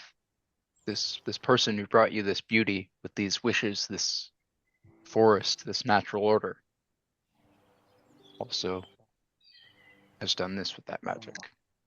You must keep Uh, perspective. yeah, Yeah. tears are rolling down her face, but For it's a conversation, can we say bittersweet. Tally's here? Sure, He gives sure. her a hug. Um, He should. uh, I mean, yeah, I yeah, don't want to sure, get Joel's sure. character. Yeah, we could. Sucks He can he's not. always come back, and I know it does. It truly sucks, but we can say that he can like come back and throw the band-aid on like later on, and Yeah, no worries. yeah, Sorry about it's that. unfortunate he's not here. No, it's totally cool. I get it. You're good. Um, but she kind of nods and says, "Yeah." Oh, she doesn't say anything. I think she's just a little overwhelmed Yeah, by the that's fine. information. I'll just if it brings you peace, I re-sanctified his grave. I put a blessing on it. Thank, It's protected. thank you, thank you. Good. Yeah, I think myself and the rest of the group we're just gonna carry on, possibly to some other parts of the level. But if you wanted to join us further, if you need a break from the wild or anything. Uh, if that's what you'd like, sure. Yeah, sure. I need to I need to watch the wood anyway. It's good to do in company. I don't get a lot of company. So, sure. One more thing. We're we are pretty good terms with the Wardens of the Wood up above and The Sharn. Wardens of the Wood. Oh, yes. Yes. Do you want us to make a contact for you, and if you want to talk to them at all, or Um, no.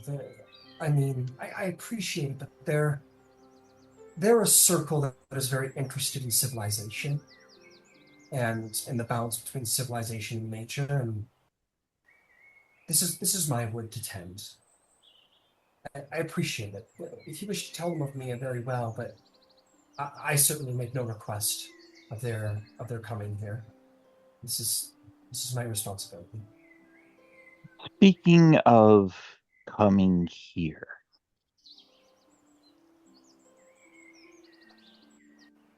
with the understanding that they would need to adhere to the rules that you've set forth,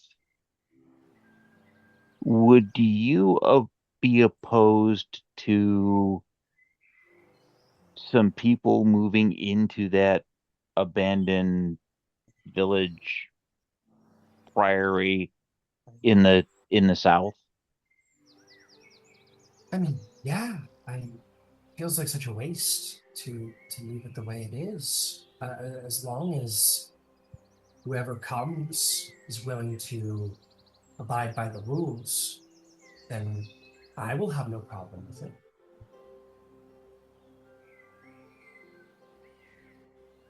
I well, I tried to let the people who previously lived there in, and it was okay for a while, and then they were I found out they were not such nice people. So it does feel like a shame to leave the village empty. But yes, if you wanted to change it up, you could do whatever you want with the village. I don't count that as part of the forest. So if you wanted to move some furniture around or update the buildings or whatever you wanted to do, I don't have a problem with it.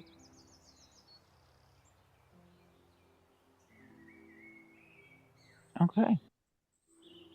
So long as they do follow the rules, of course. Absolutely.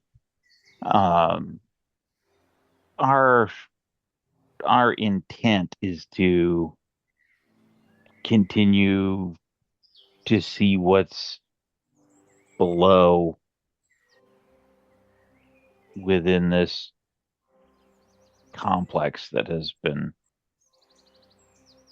created, and having a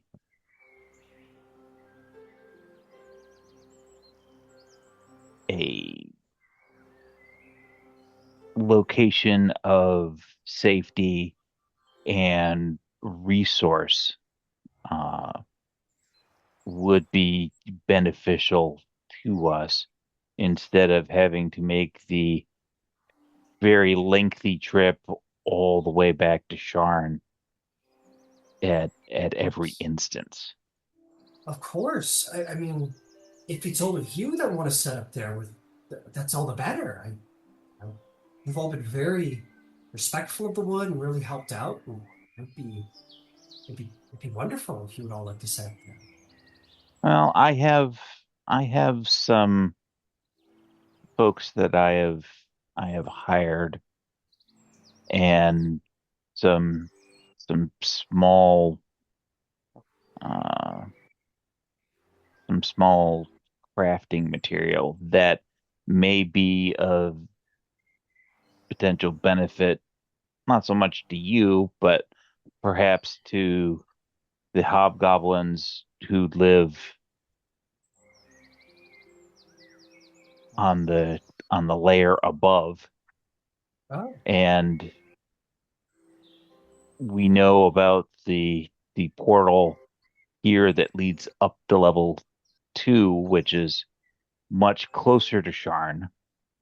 Um, I think there is an opportunity to provide some commerce and resource so we can continue with our endeavor, and perhaps bring a degree of stability and safety to not only your domain, but the domain belonging to the people, uh, to the hobgoblins above as well. excellent. That sounds wonderful. Of course, and you're of course free to use the portal as much as you want. Uh, this sounds exciting. I'll be happy to have neighbors.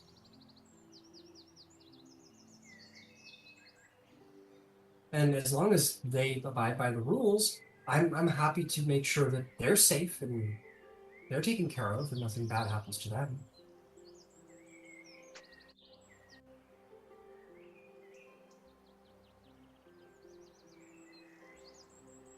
I will warn you, it sounds like you want to go deeper down. I mean, I think we all know Hallister is terrible. I I struggle with him and what to do about him, but honestly, he's probably not even human anymore. I have no doubt that he's turned into some immortal entity of pure magic at this I could point. probably talk to him. What? What? What do you? What do you mean? What do you mean by that? What do you mean? I just have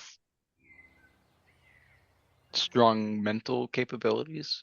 If you really needed to get a message, No, no, no, no. No. I don't even know what to say to him. I I don't think you need to. Yeah. I Existing is spite enough. right. And I'll tell you what, Mr. Cleric, you look at somebody who knows she should hate him, but you see that there is an underlying conflict there. She doesn't seem to be totally sure how she feels about Alistair. Cool. Yeah. Cool. Well, I'll tell you guys what. If you guys want to oh, go ahead. Sorry, one last question. You've known Alistair for all these years. Did he ever tell you where he came from? No,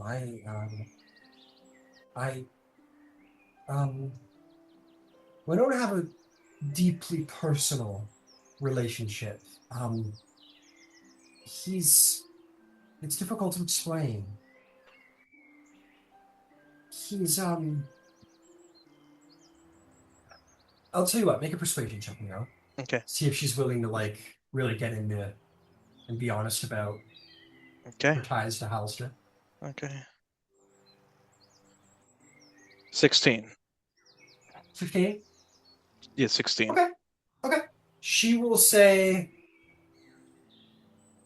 Alistair, he was a bit of an acquaintance or a benefactor, maybe.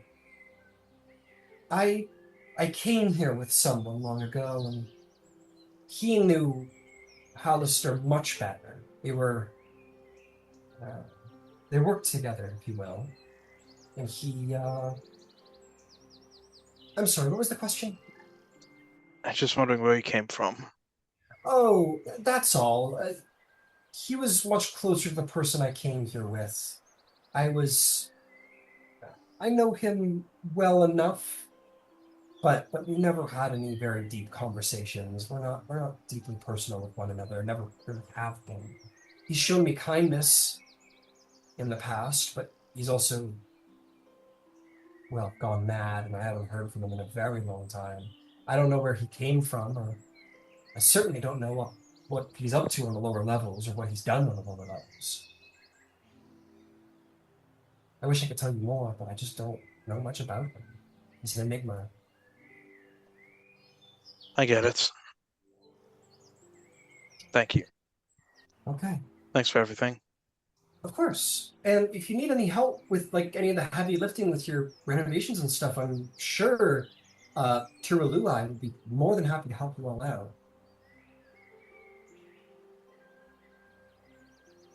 We may end up asking for that aid. Okay. He's very helpful. He's very friendly. Yeah, just keep that sword in him. Yeah. Tell your bear exactly. friend I said sorry for scaring them, by the way. You might hear about that. Oh no! He's so fond of you. I'll let him know. I like him. He's very cute. I just didn't know what was coming. When you see a bear running at you in the forest, it's okay. I'll let him know. Okay. Yeah, leave this as an apologies for him, and I'll leave him a ration. Oh, you'll love this. Food. It's a fish related ration. Fish jerky. That's so weird. Okay, But he'll fine. love it. No, he'll love it. All right. I wouldn't eat it, but he'll love it. Good to know. What's his name, by the way? Well, he's a bear. He doesn't have a name. He's a wild Okay, bear. never mind. Okay, Berry. All right, never mind. Maybe, sure. I mean, go ahead. I don't care. It's name. There are creatures in here that I have awakened into full consciousness because I like to have people to talk to and friends and such. They have names, but he doesn't have them because he's just a bear. He's a wild bear. I actually have an awakened plant. Really? Yeah. In my cool. in my sanctuary. Oh, you should bring him here. I would love to meet him. Okay. No problem. Awesome. And I can introduce you to the awakened animals. She's like, this is so fun. And with that, if this works for you guys, when we come back from a break, we can say like a 5-day downtime went by, and that can be your like transferring of the bastions down here. Was that the plan? Was that the idea? Well, that's Philip's plan. Absolutely, is to Okay. because he's already hired a bunch of guards, so he'll give them the option of you want to continue your contract, but it's going somewhere else. Yeah. I'm sure they'll be like, for the Lord Gaston. You're like, okay, shit. Yeah, Bodyguards, all right. yeah, Ryan. During the break, thing I told you about. Yeah, I think I know what you're referring to. What about it? Yeah, let's just. Do you want to do it during this downtime or? I've got a plan around that. Okay, got it. Okay, you have a Yeah, plan. it's Okay, it's gonna come up. I promise I have a plan okay, about it. I'll trust you. No problem. Okay. Yeah, cool. Um, But yeah, okay, sweet. So why don't we take a break, and when we come back, let's get down to business. Okay, guys. So 1 week later, uh, let's get down to it. So everyone's at least gonna get a bastion turn, if not fully transfer their bastion. How interesting. Uh, who's bringing their bastion to the Willow Wilds? Katosh, are you wanting to keep yours with the Kalashtar neighborhood, or are you bringing it down here? Just leaving it up there? Okay. Yeah, I would keep it up there. Okay, fair enough. Nero is leaving his at the Platinum Rest. Philippe, you're bringing yours down to the Willow Wilds. Yep. Selena, are you bringing yours down to the Willow Wilds? Yeah, I will. All right, cool. And something tells me that Tali is as well, but we'll leave that in his hands when it shows up. Either way, and everyone's going to get their bastion turn. So, and as a question, Nero, do you want to transfer yours to Duskhaven, or are you sticking with Platinum Rest? I'm gonna stick with Platinum Rest, if only because it's near Obaya. Yeah, fair. No I mean, worries. it's near the nightclub. It's near Obaya, and oh yeah, I'm offloading those uh enhancement jewels we have found. Handsome jewels. All right, we'll get to that. Sound ones, but yeah. Yeah, no, keep that on hand. We'll get to that. I just want to get the bastion turns out of the way. I'm sure it's going to be quick. I don't know what we're doing at this point, nonetheless. Oh, this is the 2014 rules. My bad. There we go. Oh, Mr. Bastion. There we go. Okay, Nero, we're going to start with you. While everybody's transferring all their stuff and moving, doing all that silly labor nonsense, you are sitting pretty at the Platinum Rest. Okay. So, Arcane Study. They have produced for you yet another orb. You may take that and put that in your inventory. Would you like them to continue to do so? Sure. Oh, All the right, thing crashed. they'll begin creating another one. The storehouse has successfully sold the 500 GP worth of goods. So you are going to get your thing. My question for you is, do you want them to continue the trades? They continue to trade, yeah. Awesome. In that case, you may add 50 gold pieces to your inventory. Okay. And the rest will go to the reselling. Okay, we're going to continue. I think enough time has passed that I'm going to say like a random event has occurred. I admit I'm not keeping specific track very well, but it seems fitting and it's also fun, and we love fun. So we'll say that an event occurred. Actually, why don't we just get it right out of the way? Okay. So your bastion turn got all of that done while you were exploring. we are going to have. Oh, what's it called? Special facility description, bastion events. There it is. I would like you to roll me a D100, Nero. Okay, let- let's see if something cool or something hilarious. Or nothing at all. 44. All is well. The Platinum Rest has been functioning well enough. I gotta wait and see what Darwin and Tally want to do, but if they move their bastions, then we would probably just consider you the sole operator. Like, the party would still be a part of it and everything, but like you're actually situated there and your employees can keep an eye on things if you will. Okay, interesting. Yeah, which is kind of cool. Anyway, moving right along. Darwin is away, so we're not going to deal with him. Philippe. Okay, let's see what's going on. You've got a smithy. Here, Mr. Smithy. Okay, here we go. So, your smithy seems to have been making. Bullets. Oh, yes, bullets. Ain't that right? So you may add more bullets, whatever the standard set is. 7. 7. Okay, excellent. You want them to keep going? Uh, Or you want them to make you something else? I want to make something else. Yeah, at this level, they can craft magic items if you want. Am I 9? No, I gotta be 9th level for that. Are we not learning? Oh, I'm thinking of. Sorry, I'm thinking of another. That's We okay. can do that. We can do that right now if you want. We're getting there. Okay. But yes, what would you like to craft? I'm gonna have them craft.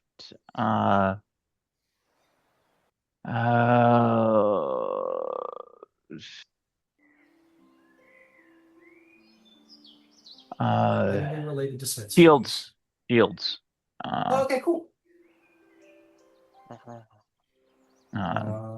And my barracks will do its last round of recruitment to bring us to a total of 12. Beautiful. Okay, so they'll get to that. Excellent. So they're making shields. So you will have to provide the price for the raw materials for shields. I'll make them one at a time, I think, or enough to fit into a work week. My apologies. So let me go check here real quick. They got 2 guys working on it, so we'll have the time. Shields are 10 GP. Okay, I do a little math here. So they do 10 GP. You only have to provide half of that for the raw materials. Crafting. Crafting. Let me see here. We're almost there. Crafting equipment. Here we are. Just want to refresh myself. Time. Determine how many days, work 8 hours. It takes to make an item. Divide the purchase costs in GP by 10 rounded faction by day. So heavy crossbows, 55. These bad boys go for 10. They can make 2 a day. Okay. And for 5 days, that would come out to 10 shields. And So 50 gold. I will pay them extra to make 2 more on the last day. Because that will give me 12, and that's enough to outfit all of the guards with shields. I see what we're going for. Nice. Cool. Got here. Times 2 armory progress. I don't know what okay. Anyway, so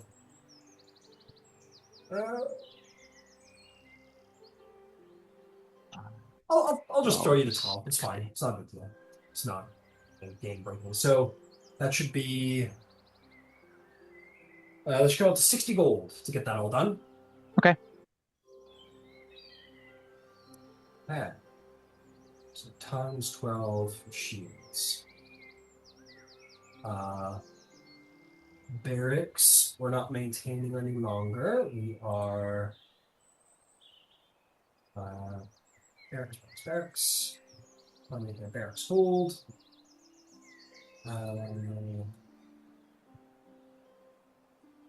Barracks. Barracks is more for sleeping quarters. Up to 12 Bastion defenders.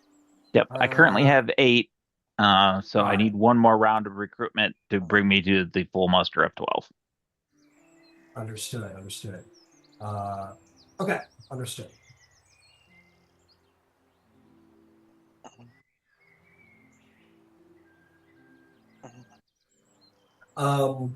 Last question, if you're interested. Do you want to spend 2,000 GP to double the size of your barracks? It would be the Not expiration. not at the moment. Okay, no problem. Last thing I'll say is similarly, go ahead and roll me a D100 and we'll see if anything kind of special happened while you're 60. 60. All right, let's see what that event is. Ooh, Philippe. Something happened? Actually, something happened. Hey. Okay, Philippe. Okay, this is kind of cool. Um, okay. I gotta actually. I want to get specific though. Give me half a second. While I get the information. You get a notice from one, or actually, it's not a notice. It's more of a letter. From High Walls district in Lower Tavix, which is kind of your neighbor. And this is the largest sort of refugee slum for Syrian refugees in Sharn. And it's essentially a message from like the community council requesting that you and your men basically do like a traditional Syrian like parade show of arms. They kind of like remind the Syrian people, of their Syrian pride and military pride. And if you're willing to do this, they are going to, you will have to pay out 500 gold pieces to cover the costs. In return, however, you're going to gain great recognition from the Syrian community for all you're doing for them. Yeah, that Okay, sounds cool. perfectly reasonable. Yeah, And mark when off the I 500 double G. up the size of the barracks later, that provides me a pool of people in theory that I can recruit from. Absolutely. So we'll say during this time, like you kind of show up and they're immediately like, look at this. And you take your guys out and you use this 500 gold pieces to make like this massive, beautiful festival with like Syrian design. And maybe you move some of the art from the place in there just to kind of show it off for the time being. And you go on like a standard parade march and some ornamental sort of armor and vestments are put onto your men and they stride through showing off like traditional you know, like arms on parade and show off sort of the military pride of the Syrians. And it's really uplifting to the people. And with that, you'll get to re-roll. So roll me one more D100 to see if something else special happens, thanks to all the attention you put from the Syrian community. And that'll be an 88. Oh. Ooh, all right. All right. Okay, 88. Weirdly fitting. Um, um, okay, as the festival is complete and everything is done, and you're, beginning the process of moving the place down, 8 Syrian refugees, who are like really struggling, who are basically like homeless. They don't even have hovels. They don't have a bucket to piss in. These people who are really struggling, they show up at your bastion, asking for, like to help them out. Whether that be to, house them. Like hopefully they're like we want to be housed by you. That would be great. And they're also going to offer you what little money they managed to scrounge. Well, actually, not that little money to scrounge up. Or you know what we'll say? We'll say the community council is offering you 400 gold pieces to put these 8 refugees up. Yeah. Yeah. As long as they're aware, this is where I've got space coming. Yeah, fair enough. Excellent. So basically, there's 2 ways this can go about. If you have the basic facilities to actually house them, you certainly could. Otherwise, they're essentially going to form like a refugee camp outside your bastion. Considering the amount of space you guys have in the Willow Wild, you could probably like put them up in the one general quarters Actually, building. I could offer my room. let me retract my earlier. In light of this information, Yeah. I've got 1,200 gold and a 500 gold parapet. 500 gold gem.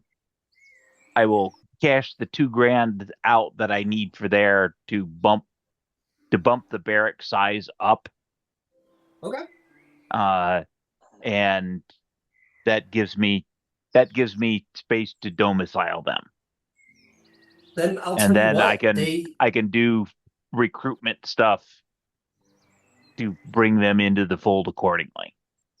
Beautiful. Then here's what we'll say happens. Like, as it stands, they don't really have anywhere, but you're like, all right, come on in. So they will give you the 400 gold pieces, and they will actively start building your barracks and repairing your barracks to expand it. And in doing so, you might make space for even maybe these guys to come join the force in due time. Very cool. Very cool. Very cool. So you are. Let's see here. So a quick math here. Enlarging. So to make it vast. It's gonna take a minute to expand it into vast, but like for the sake of fun, I'm gonna say because you have so many like extra guys willing to work on the place, we're gonna expedite the 80 days down to 40. We'll say. Okay. We'll have it because you've got all these extra guys who are happy to work. Okay, beautiful. So magnificent. Incredible. That was kind of crazy. Like the refugee thing was totally random, and it just kind of was perfect. You got 2 like, events. Yeah, they're like, oh, you're going into like the lawless like base of the fucking vaults, but they're like absolutely as after your whole parade and everything, they're like completely confident. And to be very clear about what they have requested, they are requesting hospitality and protection, in essence, which you are more than able to provide. Okay, excellent, Philippe. Well done. Alrighty then. That is going to bring us to Katosh. Katosh, your sanctuary is going to have completed the creation of a holy emblem / vestments. So you may add vestments to your inventory which function as a holy emblem. Do you want them to continue this craft?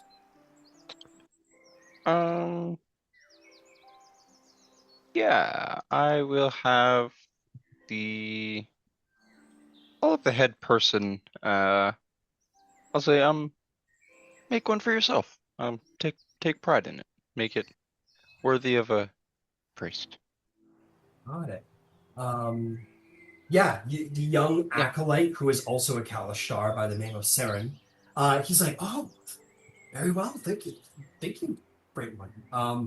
I don't know what they call you, what your priestly title is. He'll say, thank you very much. Yes, no, I'll do just that. If you're sure. Of course. I'm going to. Is our plant friend ready? Do you know? Oh, yeah, of course. I think you're long overdue for its completion. I think probably, yeah. Yeah. And I'll say you like walk into the temple and like off to the side near one of the windows where the light can actually make it in. Um, why don't you tell me what kind of plant has sprouted? I think it would just be like a small little tree, little tree guy, Okay.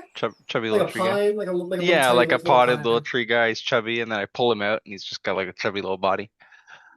Oh, nice. Right on, right on. Okay, yeah, you pull him out. And he's like you pull him out, and he's like, "What?" And he's like, "Who are you?" Hello, I'm Katosh. I rescued your Wow, pot from the dungeon, and I brought you here to grow and nourish. Was that's wondering so if you'd like to many come meet some other things. plants. I would love to. I don't know what any of that means, but you're my dad. Well, you're alive now. Congratulations. Wow, it's so good being alive. What's my name? I don't have a name. I'm just a little guy. I don't have a name. I'm just a little guy. I'm just a little guy. How about Green? Wow, that's my favorite name in the world. All right, There I'm we go. green. This is the best day ever. No. And yeah, Green will Yeah, that's happily fun. accompany. And I believe per the actual how the item works, he just like follows you around now. He's like Yeah, I essentially think your so. familiar. Little Yeah, plant you buddy. Awesome. yeah you put your little chubby plant buddy on the ground. He just kind of Walks around. like Nice. waddles after you. Yeah, yeah, he's happy Yeah. guy. Hell yeah, Green is added to the party. Nice. Oh boy, nothing terrible is gonna happen from here on out. Well, it's yeah, having a plant around a fire mage is not usually great. This is the best. Um, He's like, I need I I need light for photosynthesis, so this is a perfect arrangement. oh no. Hey, we're going to somewhere with magical light. I will give tribute to the Kalstar temple. Sure. Like kind of yeah, bolstering them. Um, give a pouch with 600 gold. Woo! All right. The college. Yeah, you're like you donate this again. You start walking around the community like this. And you see all the Kalashtar like, oh, yes. And you're like, oh, maybe I'm donating a little too much. Yeah. 600's a fuck ton of money, dude. That's a lot. Or I even think maybe it was like Gold. I 300-ish. think I have yeah, sorry, go ahead. no, it's all good. I think I figured it that like I think I calculated like if we were to compare it to the current like economy and everything, and we were to relate a single gold piece to here, I think it's something like $100 or something like that. So this is like $60,000 you're donating us in essence. Okay, yeah, maybe we'll do like 25. So I'll do like 200 a pouch with 250 gold though. Okay, still Still tremendously still a generous. large amount of money. Take Absolutely, take care of the still. people. Anyone that needs it. Tell Oh, them uh take I, I take will. 15 for yourself. I mean it. Oh, okay. Starts crying. It's gonna pay off my Yeah, car, just man. take care of the people as they need. Thank you There so much. there may come an opportunity for people to um venture into the dungeon of Josharot if they, for whatever reason, wish that. I don't think Oh, many of our people would, but a we do priest have. Brudar. Well, the faith will go with you. I mean, you've planted your seed. That sounded weird, but you know what I mean. Like you're the roots of your teachings are here in your bath. If you were to move, the center of your bastion into the vaults, I have no doubt pilgrims would follow. But you go on to such great adventures, we simply wouldn't compare to your abilities, to your Yes, faith. and I wouldn't want to put anyone in harm's way, but this is something to consider, and your faith in me is appreciated. I see. Okay, well, excellent. Well, we're thank you so much. You do so much for us. Um, and I'm gonna say this. I got it wrong. It is significantly more money. Um, a single gold, or sorry, 50 coins of any type of weight is 1 pound, which means a single gold piece weighs about 9 grams. If D&D gold were made of actual solid gold, a single gold coin would be worth roughly $750 US. Jesus. So keep that in mind. Holy smokes. But the general rule of purchasing power used by many DN that which is much more I acceptable just did the math. is yeah. Yeah, no worries. Most DMs go by the $100 rule for like a Yeah, single coin. no problem. But I think that actually is like maybe a measure of Yeah, like Katosh and his faith in his people, that he really doesn't sigh at this. He's happy to invest it in the people, and he wants to. I think he is seeing change with the Kalashtar, hopefully. Maybe absolutely. some new faces, some maybe even people that used to be like Tarkanan. I know we saw them before. Yeah. Uh, maybe not Tarkan. I Yeah, no admit, worries. just because of how intensely scrutinized aberrants are. But I will say this. As you are there, you definitely start to see new faces and are perhaps delighted to see that, like, they're not from Sharn. And word is beginning to spread in distant Kalashtar communities in Corvair, the entire continent, that this is like a good place to come to if you are Kalashtar and want to be at the heart of the faith of the Path of Light. And it's quickly becoming a center of faith in on the continent, which is huge. Yeah, you've invested a great deal in this community, and it's showing. I would say expanding the buildings are much in better repair. There's no poor on the streets. There might even be some people who like come from other districts to kind of, you know, check the place out. Hell yeah. Yeah. Uh, No, and I think that's what Katosh wants to do, is he wants to just make it a welcoming place and give Kalashtar a good name. Excellent. Yeah, and you certainly are doing that. Yeah. Yeah, and to be clear, in Corvair, I told you about the guys across the Hmm. sea who are generally evil. Yeah.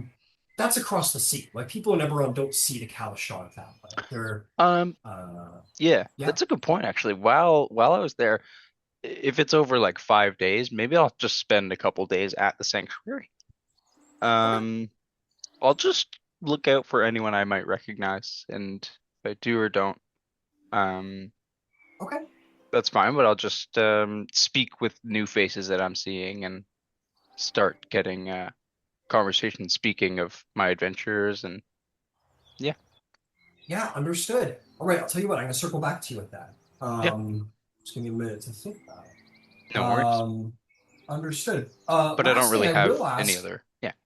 yeah, no worries. Actually, we did get a little ahead of ourselves. Hmm. Your arcane study will have successfully crafted you a crystal arcane focus. Did you want to do that again? They can also craft books, blank books, if you want. Yeah, sure. Okay. All right, Would it we'll craft a would it blank be book. beyond their capability to turn that light and sound crystal into like a orb or something? No, I don't. No, not at all. I would say Yeah. they could be like, yeah, we could craft an orb Can if you you, would yeah, wish, or make this a into an spade. arcane orb, please? It has some innate magical power. I'd like to study it more. Understood. Then they will begin the process of making a sunstone orb arcane focus. Absolutely. Nice. Hell yeah. Can't wait to see Katash roll up in a battle. Like, behold. We'll just throw a sun at the ground. Yeah. Here, hold this. It's like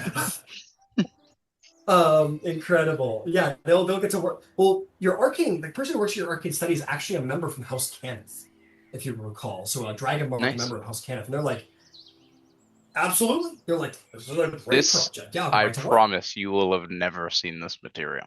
Like, yeah, no, I'll get right down to work. Yeah, very excitedly begins work. And last thing is, I'll ask you to roll me a D100. Yeah. Come on, double events. One events. 84. Hey. Okay, here we go. Same as Philippe. When you show up, um, yeah, I will say, okay, yeah, I'm gonna say these 6 Kalashtar refugees show up in the community. With um not much on them. They look in pretty rough shape, but they do reveal to you in all confidence, like what will essentially be like a bag full of like bars of solid gold worth about 600 gold pieces. They say, uh, this is all we have from our village, which was destroyed. One of our community leader, Kalashtar, he went insane. His quarry lost its mind, and he lost his mind, and our village was destroyed, and it was terrible. And we just left, and we managed to get the village stores before the whole village was consumed by monstrous evil. And frankly, we don't feel comfortable giving it to anyone else but you. If you're willing to protect us and show us hospitality, we would happily give it to you. Yeah, Katosh gets like a longing look and he just says, I know the story too well. My story isn't too different from yours. Um, Here, and I'll just like grab like 2 bars worth. I'll just say, this tribute for the temple. Keep the rest. Use it to build a life for yourselves. They insist you take it. They're like, no, like please, you must take it. You must understand. We're simple folk. We don't know what to do with this much money. Yeah, Okay, we know well okay. enough that we'll get robbed if we keep it. Fair enough. Fair enough. Nero will take I it. will keep it. I will keep it safe. I have a room downstairs that I think you guys could probably reside in for now. If not in the temple, I don't know if we have space. I don't exactly think so, but it would just be uncomfortable. But if you wanted more comfort, I can lead you safely to a room. You just might not be safe to explore. It is a dungeon. Oh, okay. Well, you're leaving your bastion up here, right? Yeah. Yeah. Then I will say that your priest. I'm going to say your second-hand guy is your guy who works in the sanctuary. He's like the guy who tends to the temple when you're away. So, acolyte Saren. He's we're gonna be a little loose and free with it because Yeah, no you're worries. kind of providing for the whole neighborhood, the whole community with so much coin.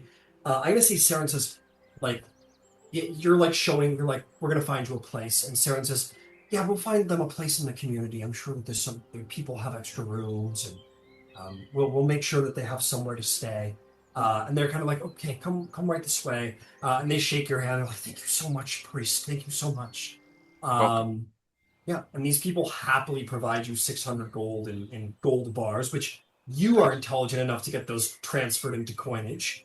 Yep. And then you happily have them sort of put up as refugees in the community. Awesome.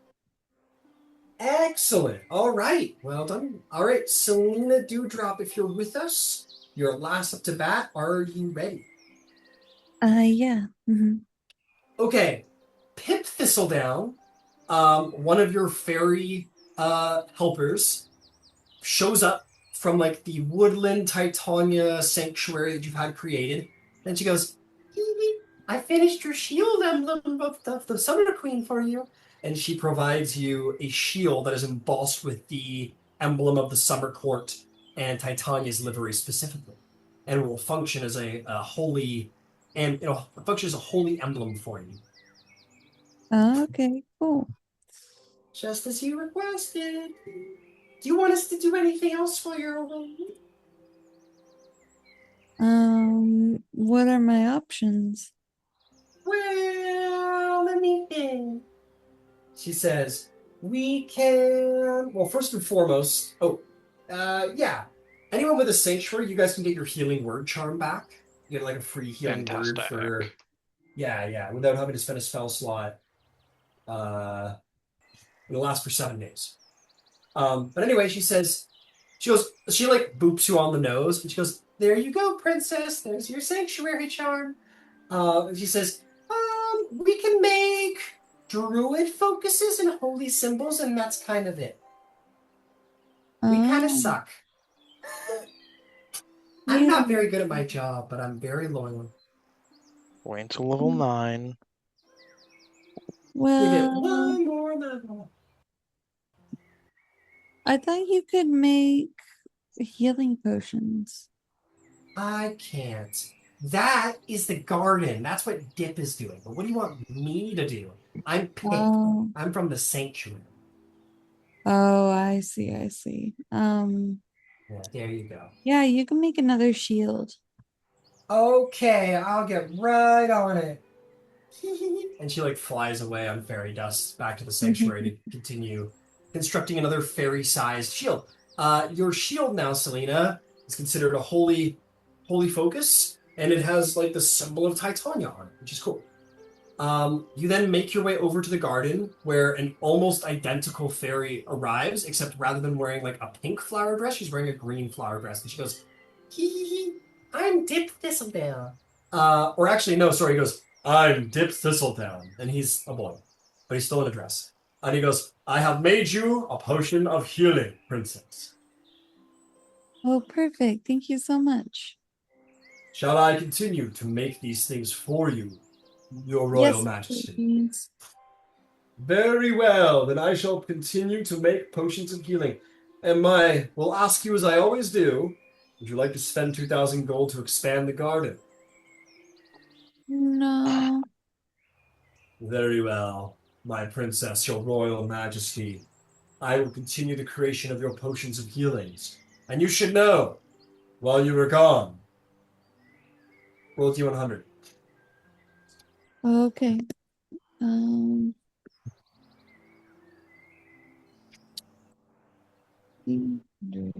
all right. I got lucky 77. Hey, okay, it says, while you were gone, you should know that I am terribly lost. And he disappears.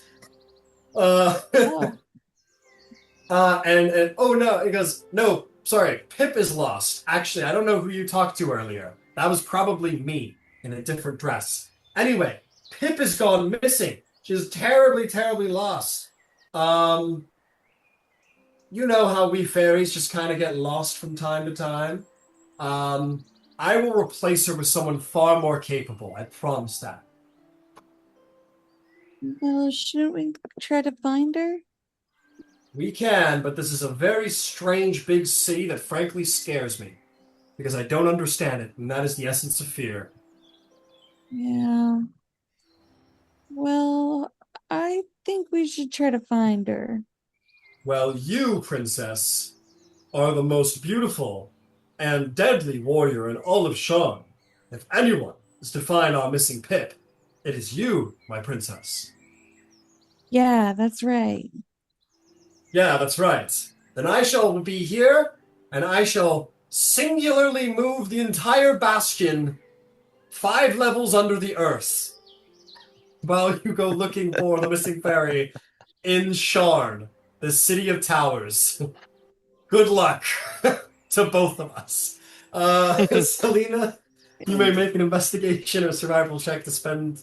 I'll give you advantage. We'll say that that druid circle, the green singer circles will be like, Princess Dewdrop, we will be happy to be of assistance. And they will happily help you conduct the search in the name of, good relations with fairy kind. Go ahead and make an investigation or survival check at advantage. Find Pip. Okay. I got 16. 16. Let's see how lost Pip is. Okay. You look and you look your little heart out, and eventually, you find this one cat who looks very sick. Actually, oh, you know what you do? You find this one cat that's like flying through the air. And it's kind of like screeching and swinging its paws around for something to grab onto. And you recognize that, of course, she has fairy dust on her. And the cat probably knows where the fairy is. And with a little use of your speak with animals, she starts squealing that she ate something ate a butterfly and started flying and she can't stand it and help me. What do you do? Oh. Oh, What do you what do, do you Selena? You hear from inside the stomach.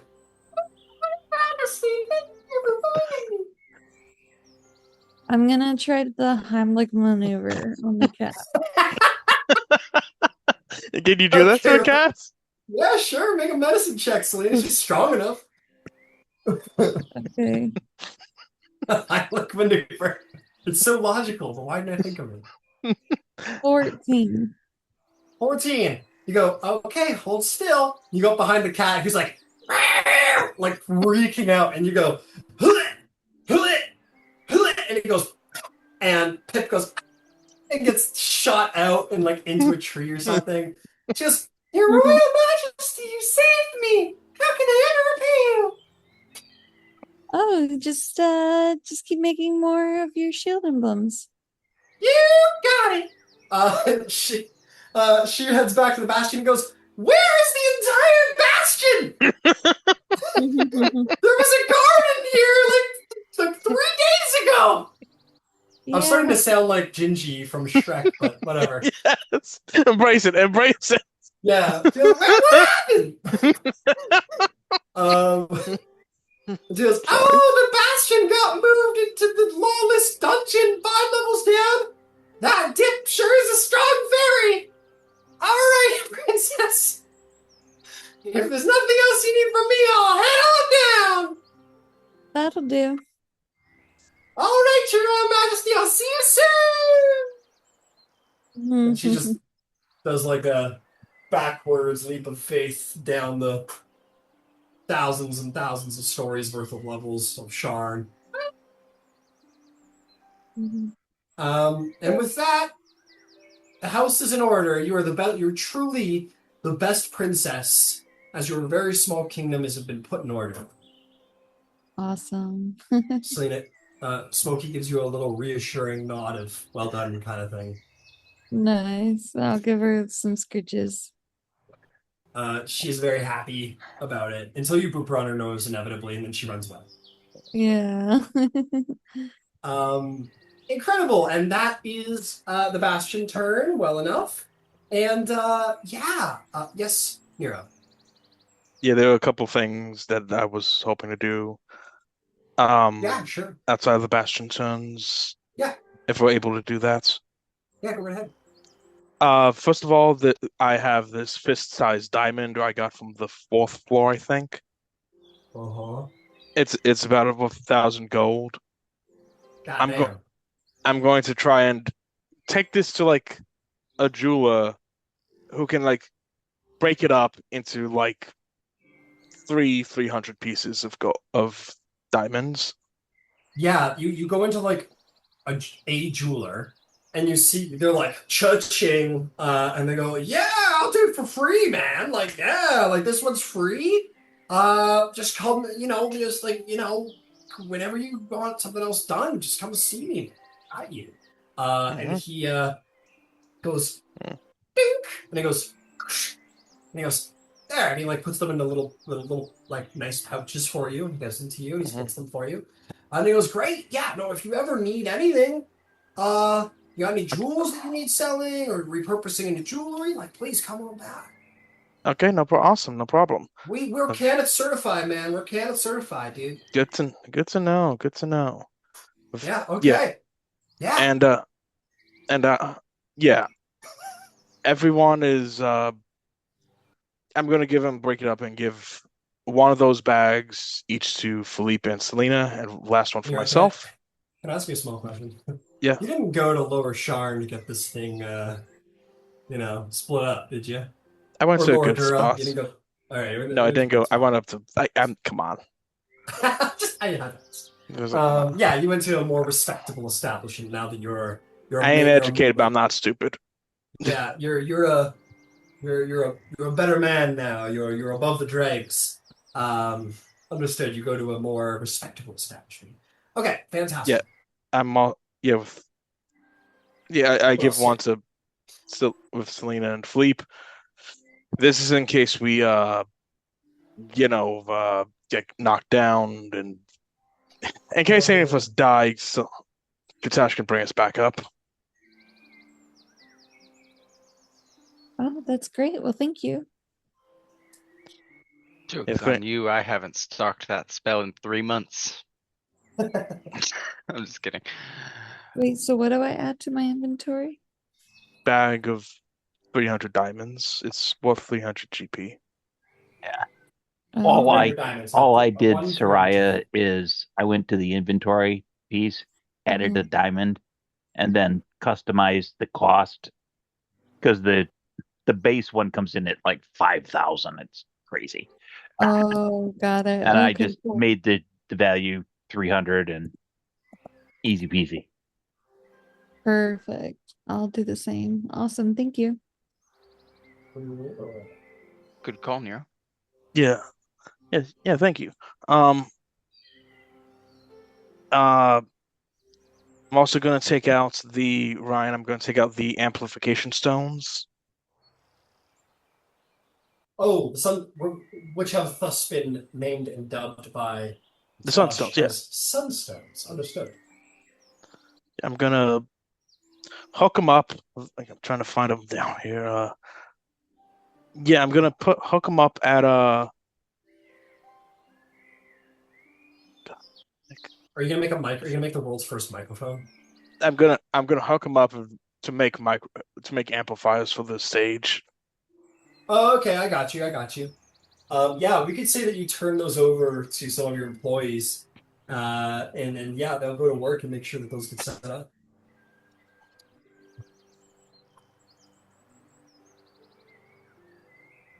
Yeah. Yeah. 50 pounds of sunstone. I guess I'll just hand it over to them so they can set up. Anything else you don't need, just sell off to the house Flan, the music house. Oh Flandria. no, Fjarlin.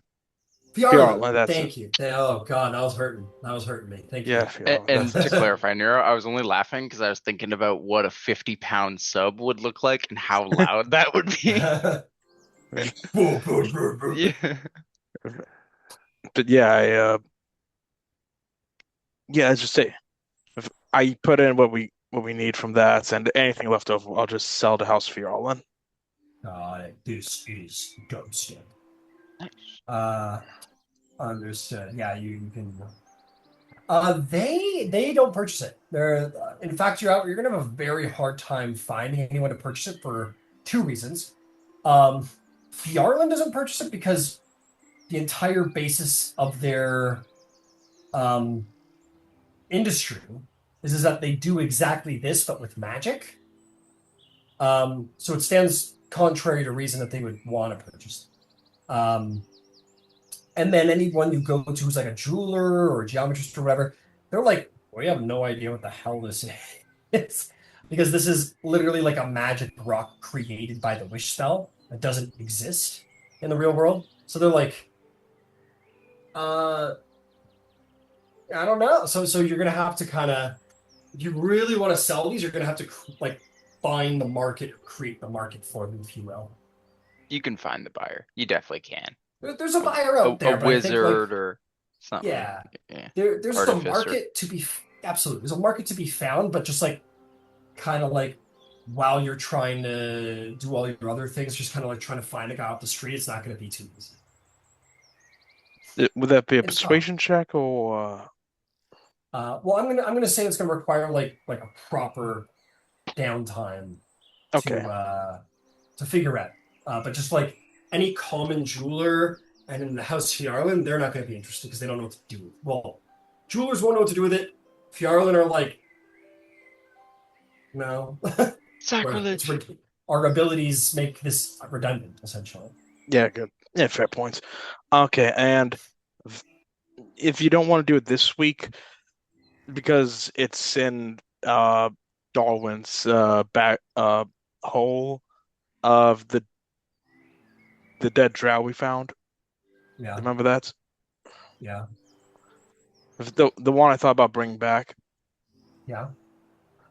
Yeah, I was thought about doing it. If you don't want to do it this week, we can just gentle repose and just kick that can down the road.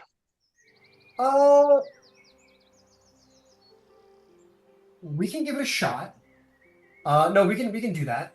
Do you want to go to? Are you hoping to? Because I know that's kind of your thing. You may be storing it, but it's your thing. Um, so what's the plan there? Are you wanting to go to one of the Dragon Mark houses to try and bring them back? I thought about like the house. Oh God, what's the healing house?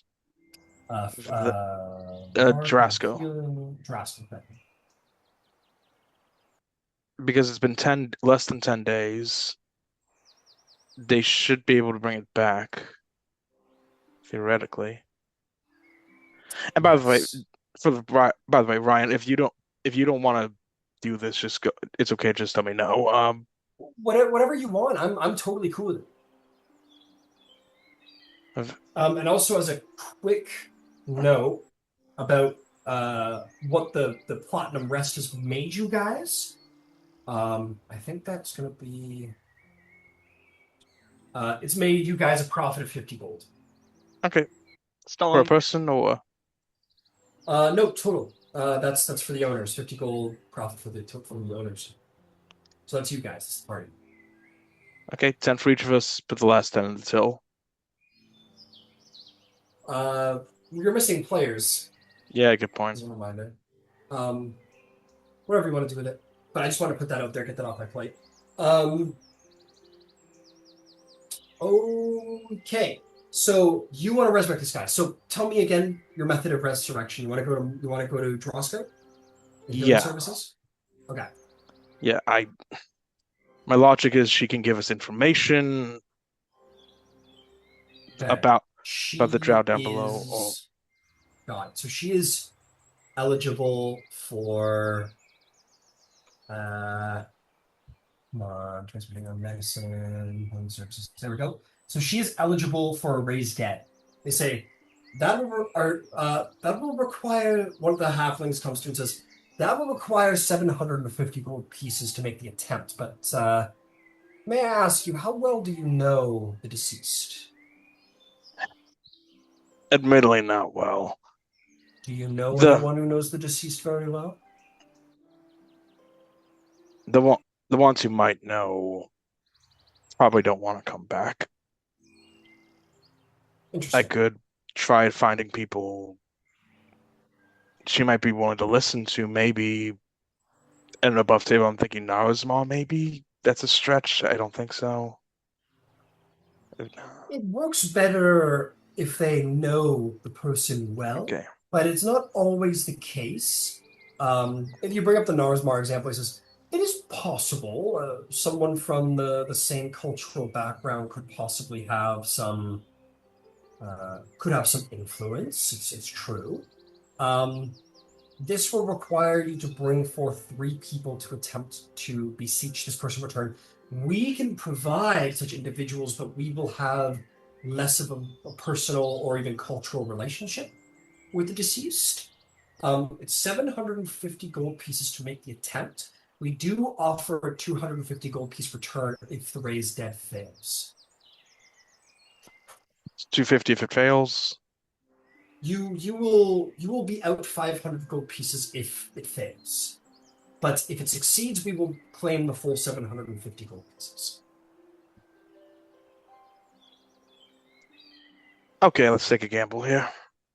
All right, you provide 750 gold pieces, so you may subtract that from your inventory. We certainly take it from you before making the attempt. As you can imagine, people are not too fond of, you know, Understood.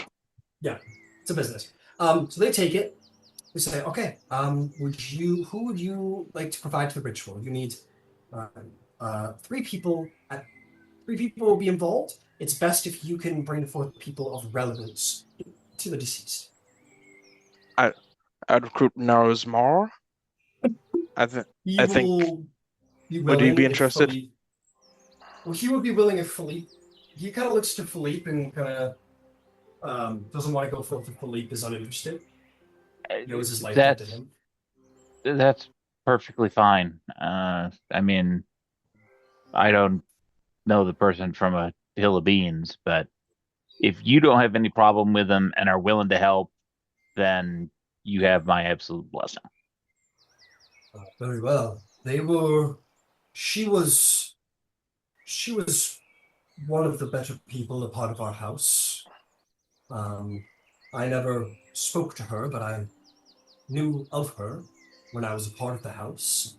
We've been adjacent to each other for a very long time, and if you wish, yes, I will. I'll listen. Thanks a lot, man. Yeah, of course. And I guess I would take the vol, and I can't think of anyone else who could help. So I guess I'd I'd recruit the one of the Jarasco people. Okay, sure. And then you'll come in as the third. Sure. Okay, with that, a rather potent member of House Jarosco comes in. They assign you a date for the ritual, which is like Okay. 3 days after you come in, which will be during your downtime. Okay. This more potent, this person you've never seen before, but you expect someone who has achieved the level of power which is rare in House Jarosco, which is the Raised Dead. This person comes in with like a huge like sleeve of a dragon mark. That sort of winds all around the hands and the fingers. We'll say that he's an older looking halfling, but he is clearly adept. He begins the ritual of the Raised Dead. I'm gonna say just to get the shitty person out of the way, the Jarosco individual will go first. The stand-in. Yeah, the stand-in will go first. Knowing neither of you are probably going to bring forth the purpose of religion, she will take that angle and will say, I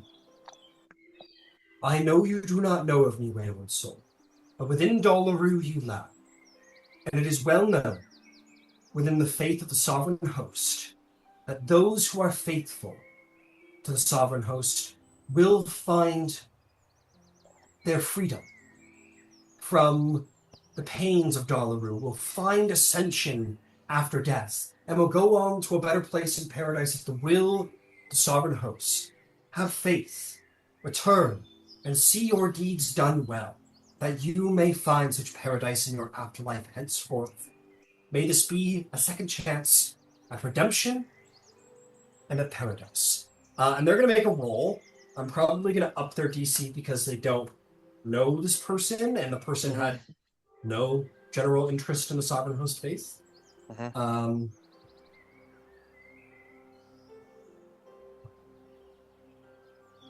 Okay. The roll is in. We'll say best for last. That'll be you, Nero.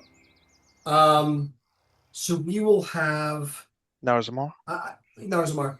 I don't want to step on your toes. So what skill are you hoping to bring to the table? What skill? Skill check. I think I would try persuasion. Got it. If that's the case, then Narzmar is Acrobatics check.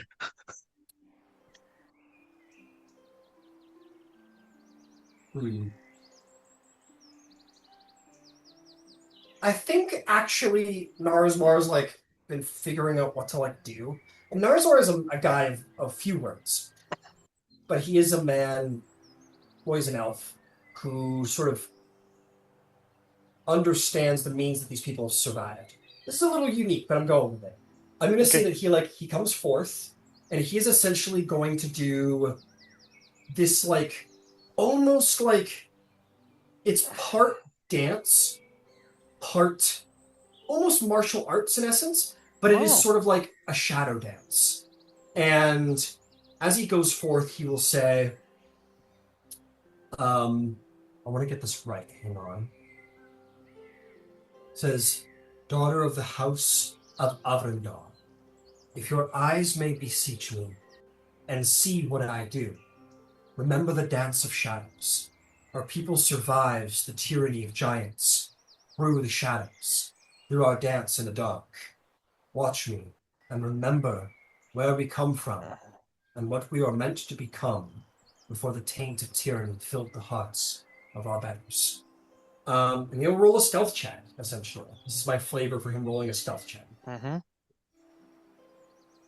Narsmar makes his dance with soul and precision and performs very well and probably connects with the spirit in a cultural way that could not be mimicked by anyone outside of the house of Avudar. So he does really good. He rolls a nat 20. Oh, damn. Yeah, no, I don't know what's up with That was small, man. Narsmar, Don't. but he's deadly on the dice. Yeah, he's. Uh, Do not underestimate this guy. yeah, Nero, you are last, my friend. Please, what do you wish to contribute? What do you say? Depending on what you say and how much it means and how earnest it is, will affect the DC. Okay. Earnestness doesn't come to Nero naturally, but he'll give it a go. Mm-hmm.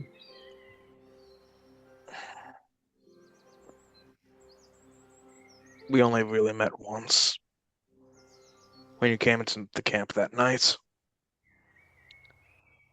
When you came there, you impressed me.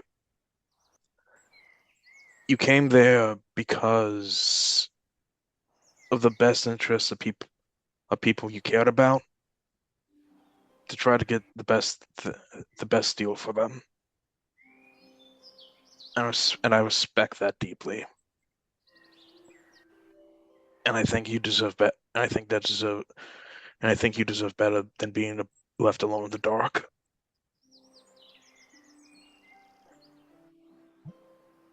Persuasion check. Okay. If you believe that's the skill that you're trying to perform. It is. Okay. 27. Dang, your words are earnest. This should not be your end. That's how I end it. Excellent. This should not be. With that, the Drosko person failed. The DC was too high to meet their general religious dogma they bring forth. Yeah. But between you and Narsmar, those are 2 successes. That is going to bring the DC down pretty substantially.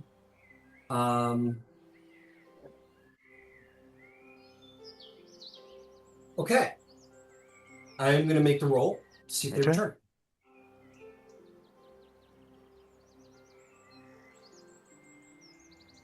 Oh. Natural 20. Oh, damn! The DC was 5. No modifier. Wow. No modifier, just 5? Each of Narsmar and your success each equates to a 3 decrease to the DC, and a Drosko failure equates to a 1 point increase in the DC. So that brought it to a 5 instead of the usual baseline 10. Oh, wow. Okay. So she comes as you're doing this, and the Drosko members bringing forth the spell and the magic.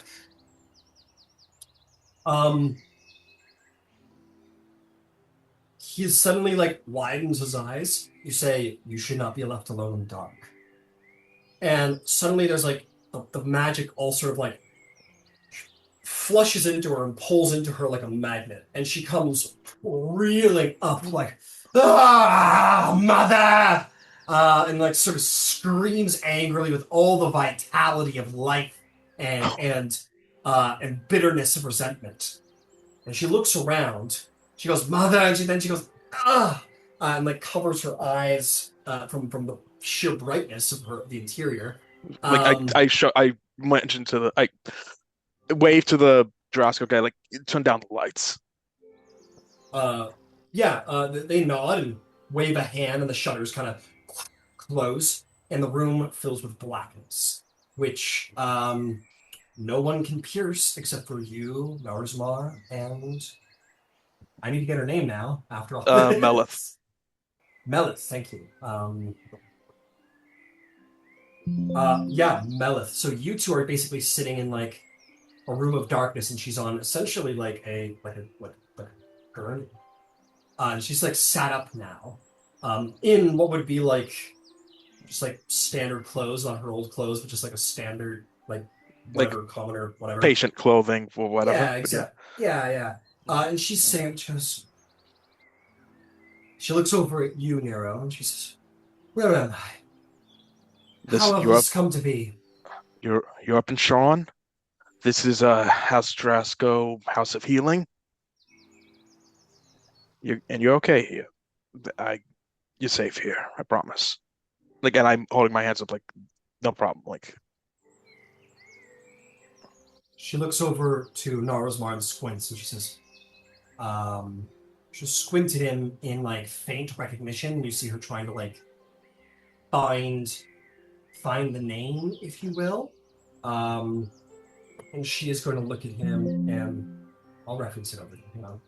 We're going to say, "You, I know your face. You are." Sorry. God fucking damn it. You are Narasmar Duet. And he will bow his head in respect. He says, "I am. I am not the one that organized this, though I wish you could look upon me of such faith. This is the achievement of Nero Duskfall." She looks back to you, Nero, and says, "You brought me back to life. Why?" one, you one you impro- one you impressed me when we met, and I think also I think we could be good allies together.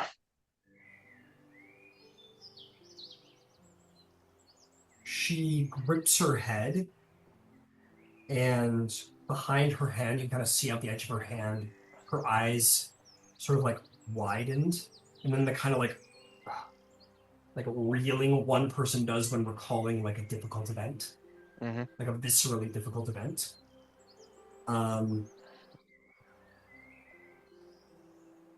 And she will look to you, and you notice there's something changed in her face. She's like this rigid jaw, rigidness in her face of someone who like can't banish something from their mind, can't banish an image. And she says, "Well then, very well." She will stand taller than you, by Oh, the drow females are quite taller than their male oh counterparts. wow. I'd say she not like crazy taller. She's probably like maybe two Half or a three foot. inches taller than you. Yeah, yeah. Not even half a foot, like 2 or 3 inches. Not too tall. She looks to you and she says, "Very well then. I assume this was not done by accident. You're aware of the way of our people. I owe you a life debt until such time as you release me, Eurydice. You've saved my life, and so I am bequeathed to help and aid you as you will." All right. And I extend my hand. Call me Nero. "Very well, Nero. She will reintroduce herself. Do you not shake my hand? She looks to your hand, considers it, and not of any reason of like selfishness, but almost like in like a attention kind of way. She like gets another wince.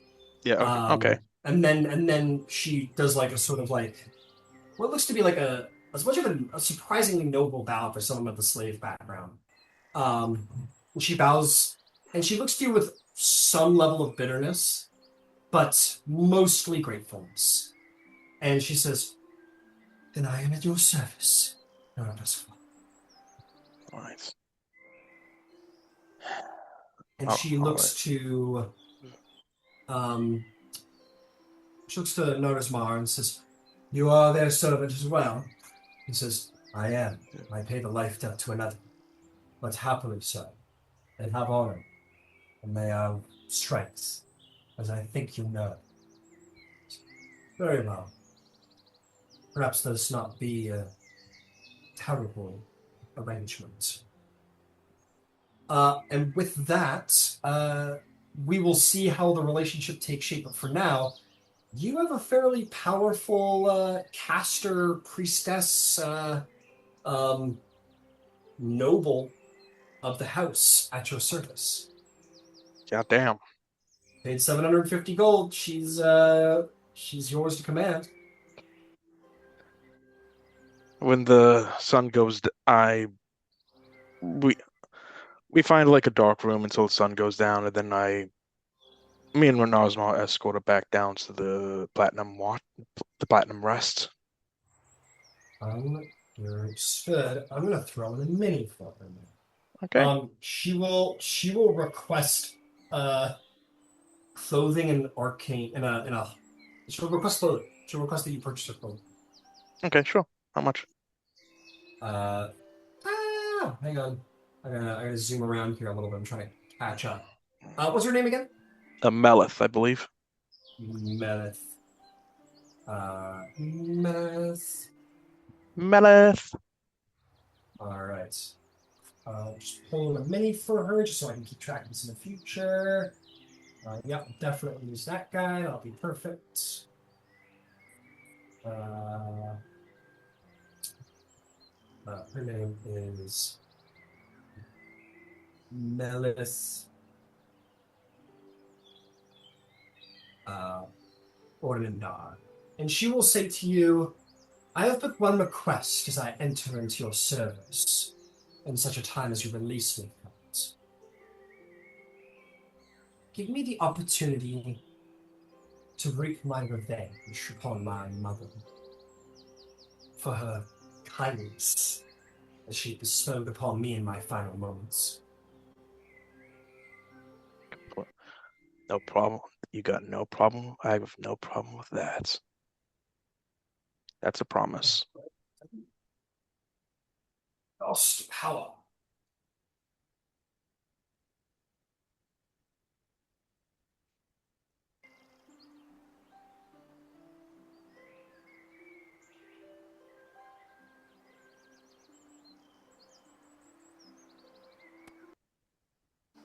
There we go. Better. Sorry, what did you say there, Nero? That is no problem by me. Excellent.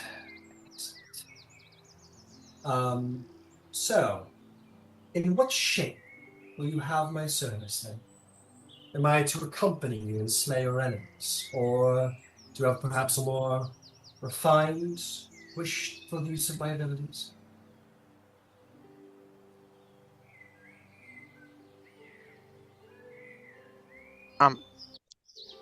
Above table, Ryan. I'm not sure how best to use her at the current moment. Moments. I'll figure that out at the time. But also, how much is her stuff? I'm working on that now. Okay, it's okay. Cool. Yeah.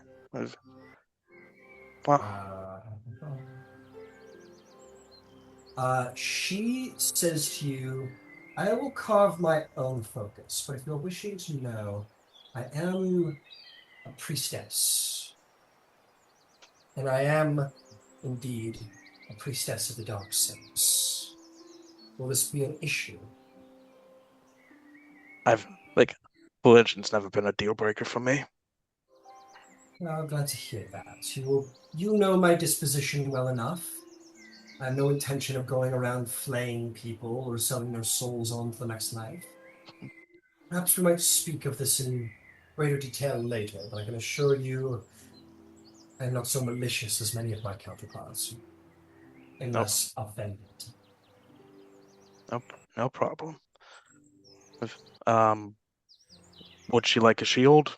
I have a shield in my inventory. She says, I will take honor of up to the medium grade of ability.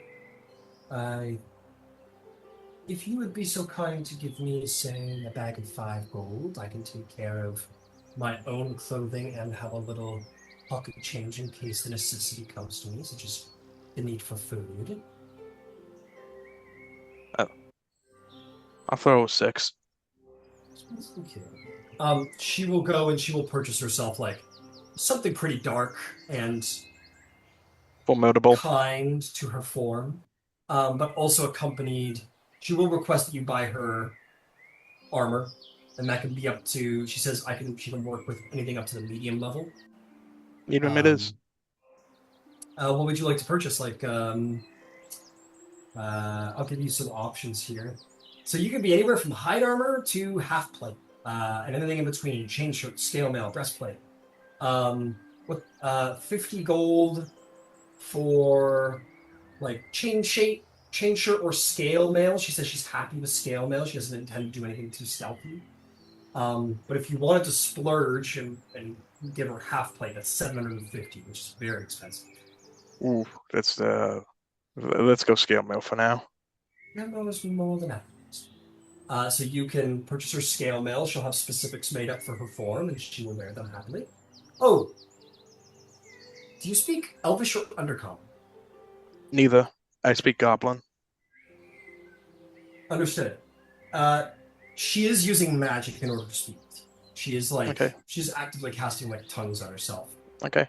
She will say this language barrier. We're going to have to find a way around eventually. Oh, and I do have a book of Elven history. Does that help? No. She says. Okay, no. You might be able to learn Elvish. I could try and pick up your common tongue, if you will, but it takes an immense amount of magic to maintain my ability to communicate with you. All right. We'll figure that out. If I am close to Narismar, he is more equipped with the common tongue, as well as mine. And anyway, we can move on from that. She's gonna prep herself for battle, and in the meantime, you have a drow priestess at your beck and call. Holy shit! Cool. Excellent. Of the Dark Six.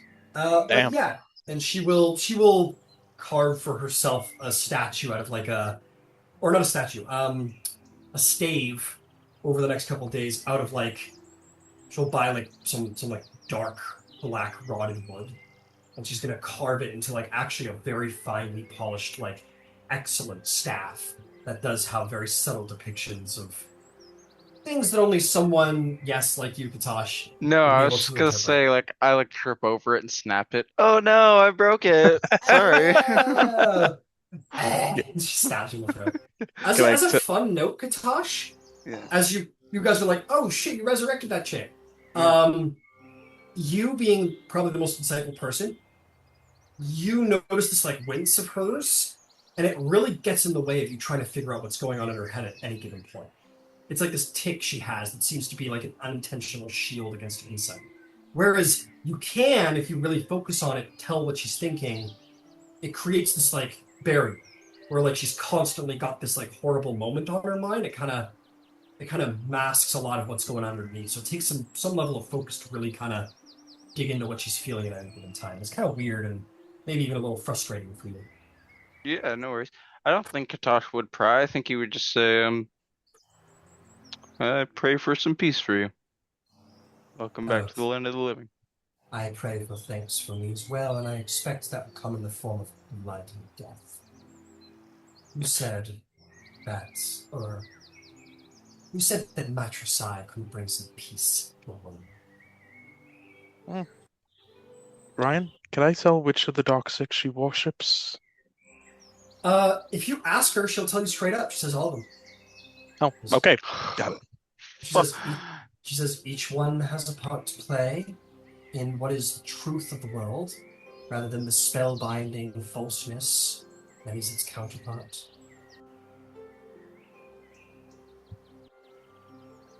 I respect that. Well, I just believe in me. Yeah, there ain't no one but me, like me. She seems to very quickly warm to you, Nero, as you express like an openness to her ideology of religion. And she kind of starts to she very quickly is like surprised by your openness and continues with that and gives you assurances here and there. She's like, despite the intensity of all of that, I assure you I have no means of spilling your blood in the night or anything so rudimentary.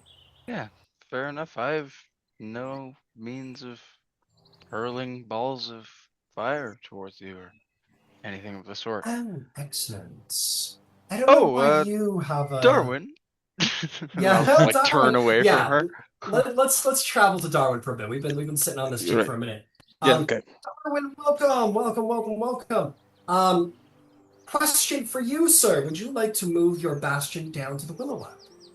Oh, yes, definitely. All right, excellent. You are now neighbors with Selena and Philippe as usual. Katosh is remaining with the Kalishtar and Nero back at the Platinum Rest. We're gonna do batch turns super quick, sir. See, to get all your stuff done. Um, you find Twinbeard there, and he goes, oh, excellent. Yes, Indigenous, we'll be making our way down to deeper in the dungeon. Excellent. So I have, as requested, 7 vials for you. He'll hand you a bag of 7 vials as you requested him to create. And he says, what would you have the workshop do for you next? We are capable of a number of things. You have only ever selected one set of tools we're capable of working with. Is there anything you'd like us to create for you on your behalf, Darwin? Are there is there gem making tools or anything like that? Can they craft jewelry? Oh, certainly. Yes, I can be happy to hire you and hire a jeweler for the workshop. Yeah, I'll do that and start. I don't know, having them make. I don't know, perhaps like a basic necklace or a headpiece. I don't know what that would be classified as, or if they can only like do one or so, or if it's more of a gem cutting service that like someone like that would do. It only matters about cost. You'll have Mhm. to provide the material components. And there are 3 hirelings that can all work in tandem, so that will slice the time required in 3. So it's just about cost and time, and this has to fit into 5 days. So he says to you, well, let's see. Between the 3 of us, we can craft something of a rather large price tag. How much were you hoping to spend in raw materials on this jewel? I mean, I could go up to like a 500 gold piece. I want to create at least 2 pieces. One would be a necklace, and the other one would be more of a crown type item. I see. So 500 after cost, or is that 500 material components? I think material components. I'm not trying to make. I'm trying to make a good quality that can be imbued into a magical item. So I would use it as like the product of this Uh-huh. kind of thing as materials for magical item creation later. I see, I see. Well, just so you know, in 1 level, we should be able to craft some implements on your behalf. Magical implements indeed. Um, but we can certainly do this. It will take a while to craft something of such exceptional value, but we can certainly get started and keep it going. Okay. Let's see. So it's at 100th of the value, 160 divided between the 3 of us. That's 166 gold pieces. And the work week, it would be because you're 16 days. We could probably get it done in 3 work weeks. Okay. That makes that is acceptable. Very well, then we will get right to it. All right. What exactly are we making for you, Doc? Right now I just want a necklace. Let's make it silver.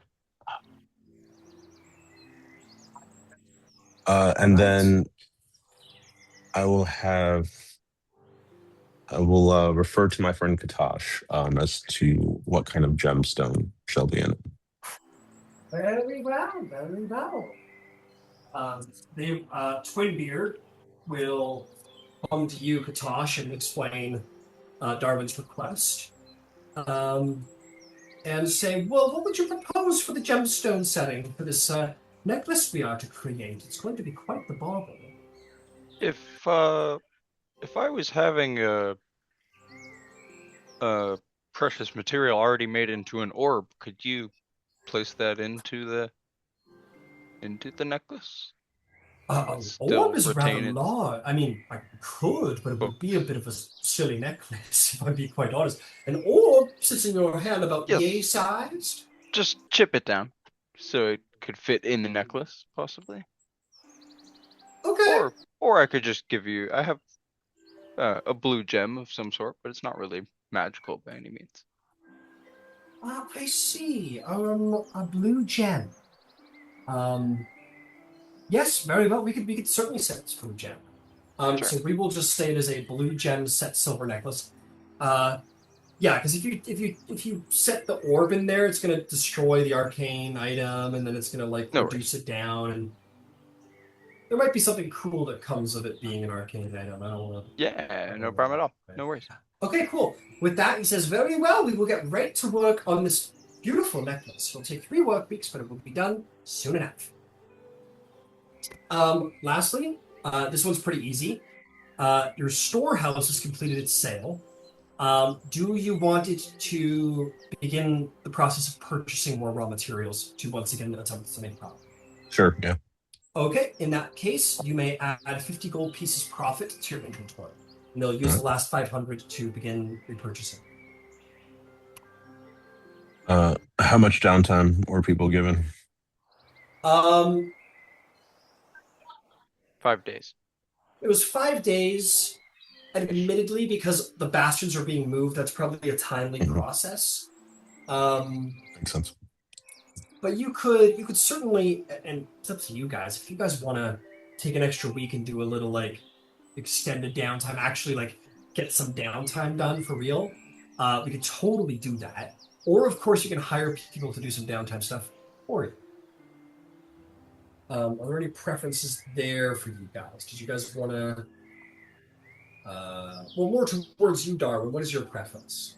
I mean, I'm eventually looking for an extended downtime, but the extension is mainly because I want to be able to make something for basically everyone, and have like a little Christmas in July session. But it's Darwin, like, now this is for you. Yeah, no, fair enough. But I'm not trying to make it drag everyone through that if everyone's not on board. Well, And obviously not now. Yeah. Well, I'll tell you what. Philippe is currently enlarging one of his facilities, which will take time. So this downtime will just like start taking a chunk out of that, which is nice. What's everyone's preference? Darwin's kind of on board for an eventual, maybe now, maybe That's not. fine by me. I would imagine that I've got plenty to do overseeing the expansion and getting the refugees settled. Okay, beautiful. Katosh, would you want to take a little bit, even just 5 more days? Yeah, I can always find something to do. Darwin, can you just cast Identify on this? I'll just flip that wand that I got from what's his name? Sure, Yeah. I'll do the ritual. Cast Identify. This is a wand of fireballs. Oh. I don't think I need to explain much more what it does. Yeah. Darwin, like, kind of as much as excited as a Warforged can get. Yeah. I just like flip it. Like, I'll let you take it for a spin one day. Yeah, you may add that to your inventory, Katosh. Nice. It's a 2-minute item. All right. Hell yeah! Nothing like dead boyfriend magic items. Yeah. Nero, Selena, what is your preferences about possible just like adding another week of downtime onto that? Another week of downtime of like what we would do in the meantime? If you want to. Just if you want to. I would probably not going to do it this week. We only got 15 minutes of session left. Yeah, one thing I might do is try brushing up on Elvish. Okay. Or at the very least, you can also go hunting for like a pretty low grade magic item to help with that supplement. Yeah, with that. one of those things. Yeah. Cool. Okay, so you're into it. Selena, are you into okay with an extra little extension on the downtime? 5 days. I think I know what's going on over there. Mm-hmm. Princess is sleepy. The princess is having her beauty sleep. Okay. Well, she did get the big bed. She did get the big bed. Okay, so I'll tell you guys what. We're going to extend the downtime 5 days. that means you guys are going to get I believe that means you're getting an extra bastion turn, which is cool. But more than that, you guys will have completed the transfer of bastions, which means you're going to get authentic downtime to do what you will in this session. Whether that is anything, magic crafting, gambling, pit fighting, relaxing, anything you want, flirting with the local druid, whatever you want. Yeah, totally. So, yeah, yeah.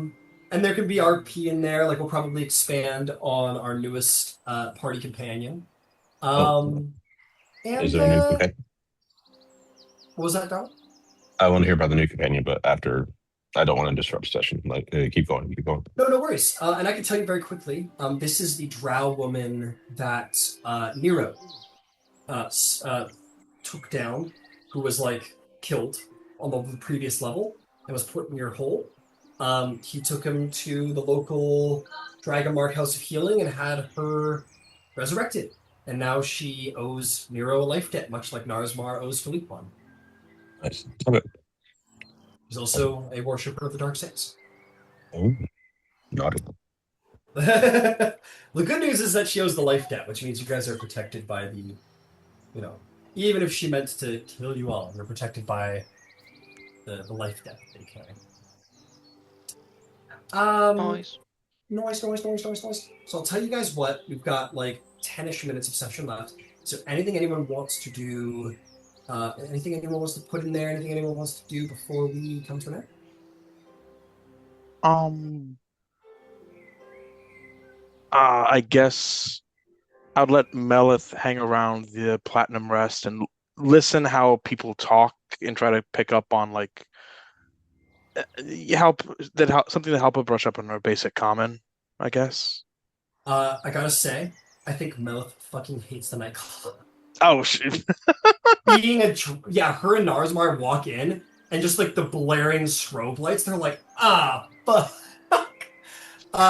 They're like, honestly, if the light was like dimmer, if this was dim light and it was like flashing, strobing dim light, this would probably be exactly her scene.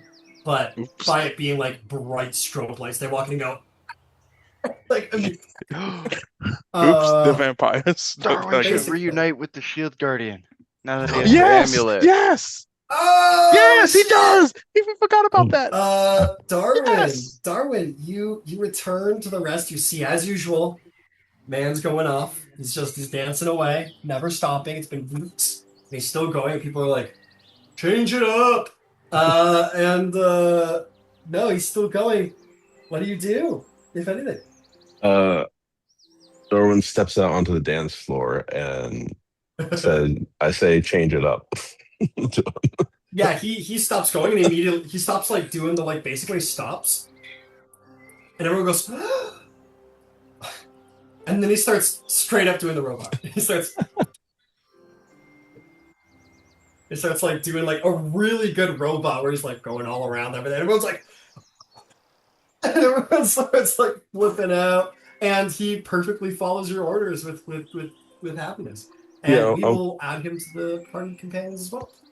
I want to say that like if you've seen Project Hail Mary, there's that scene where it's Rocky or like they're miming. So like that's me like learning how to like send commands through this amulet.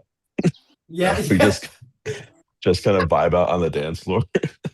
It's like the most like Saturday Night Fever version of like How to Train Your Dragon First Flight. Do they do the dirty dancing thing? but it's Darwin putting the Shield Guardian up. I was gonna say the reverse, but okay. No, it's definitely Darwin. For sure. That's hilarious. Yeah, you guys are like learning to like dance and get in sync with each other. You're like having a dance off, and it's like everyone's like, people on stream are like, "You guys got to see this," and everyone's diving over tables to come see. That's awesome. So with that, the Shield Guardian is officially under your command, Darwin. It's yours to do with what you will. Awesome. I'll like I'm mainly like or Darwin would mainly kind of start like sketching, drawing, like taking measurements, trying to figure out like new toy to play with type stuff. So I think I would relocate him to my bastion for now, but I have his measurements. And then I would go to Philippe. And hey, Philippe, I know you have, or did you have an armory, or you just have the garrison right now, right? I have the smithy right now. A smithy, okay. Um, have you ever done any work with leather, or are you familiar with like how to work with it? I don't believe I am. No, But Smith tools I'm familiar with because most of my runic inscriptions I hand carve myself, but that's gotcha. always it's always, you know, engraved in metal. But I'm sure in your travels, you could probably tell a good leather piece from a shitty one. Probably better than I could. I would think reasonably well. All right. Well, I am trained in a wide variety of armor, so I've would you mind accompanying me to Leatherworkers? I have a special project, and I also have another special project I want to talk to you about on the way there. yeah, there's actually one located not too far from the Platinum Watch, who's reasonably talented and skilled. Well, then lead the way, sir. On the way. Oh, goodness. What is that guy's name? Do I have notes for it somewhere? Yeah, I don't have it. Oh, shit. While we're walking, I've been meaning to ask you, would you mind if I borrow your shield for a little bit while we're in this quiet time? I think No, if you trust me, I think I could perhaps make some improvements to it that you might like. sure. More than welcome. I mean, right now I'm mostly just getting the folks settled in to the new space in the Willow Wild. So, Mm. until we press on to either the next level down or to level 7, whichever we choose to do. Well, I also noticed that you're very attached to the shield, it seems. I want to respect it as I work with it. I don't want to mar this material in any way because I know it's unique to you. Could you explain to me the like kind of reference behind it, or if it is Yeah, indeed well, reverence? the the gold crown on the green field is part of the symbolism for Siri. Uh, the uh, the company that I used to belong to, their emblem was the black rearing stallion. So, which is why the field has those two uh, images crown above the rearing stallion. Darwin kind of like runs his hands like over the symbols as he's as Philippe is describing um, the meaning behind them. Yes, I believe I could definitely preserve these symbols, even if they might be out of different materials. Is there? I realize you probably don't want to mess or change, alter too much about it because I'm sure weight and maneuverability are a big factor when it comes to its just usefulness in the end, correct? It's it's a factor to be sure. At which point, since there seems to be interest there, and Philippe has the feat for shield expertise, you will get the entire shield diatribe. Oh yeah, like Darwin will take notes excitedly because it's a whole branch of knowledge that he has not had exposure to. Mm. Oh, really? So in Surrey or Surrey, what might a magnanimous version of your shield look like? Like what kind of accents? Uh, most of the ones that I saw for for functional work were not terribly dissimilar to this. Usually you've got a a, a metal studding or a metal rim around the outside. You've got enough flex on the material on the inside to allow it to absorb some of the incoming blows. Um, Usually a crest of some kind. Wall hangers in noble residences can be grotesquely Ornamented, yeah, but or not ornamented. functional. Large center bosses with spikes and all of that stuff. Yeah, I suppose, but functionally it's designed to protect you, the men standing to either side of you. Uh, all of the spiky bits Hmm. hamper that functionality. Well, but perhaps with magic, maybe we could get the best of both worlds. I don't know. I think I have some good ideas for your shield, but thank you so much for trusting me with working Absolutely. on. And then I guess we would arrive at the score at that point.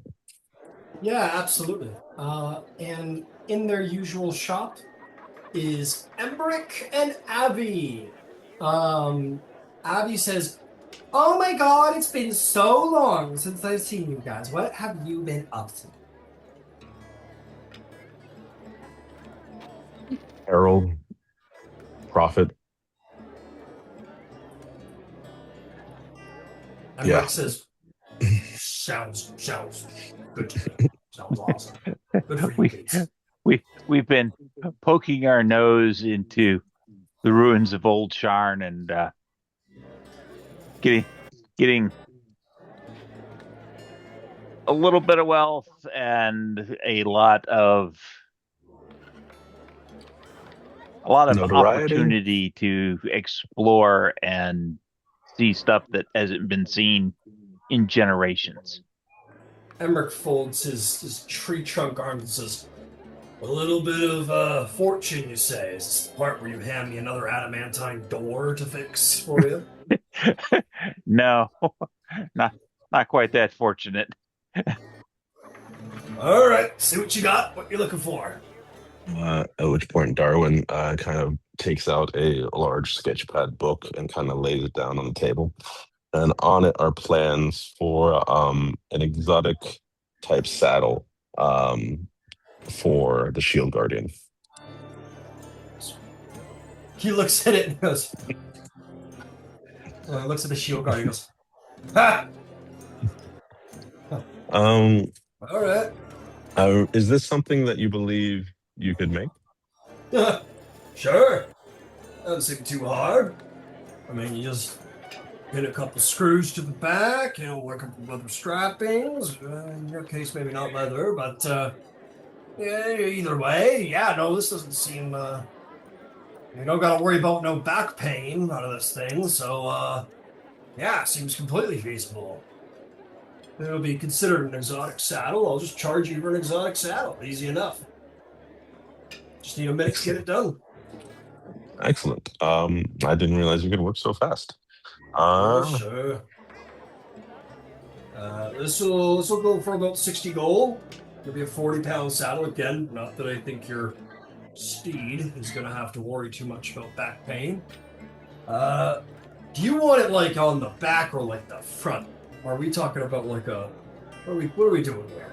I'm going to be on the back. I'd say that I would want to be able to see over his head. His eye will be the eyes in this combination. Understood. And then all his eyes on the robe blink, kind of. Yes. And he goes, all right, well, yeah, I'll just get to it. Do you guys want to see what Darwin's schematics look like? So I'm going to post them soon. This is exactly what they probably Oh, yeah. Yes. Yes. I love that. Yeah. I need something simple right now. I need a base step because I can make it better later. Hopefully he doesn't hit his head too much. Let's tell you what, give me a week. You know what? Probably less than that. But yeah, you know what? I'll make sure it's done. Yeah, give me a week. Come on back. It'll be done.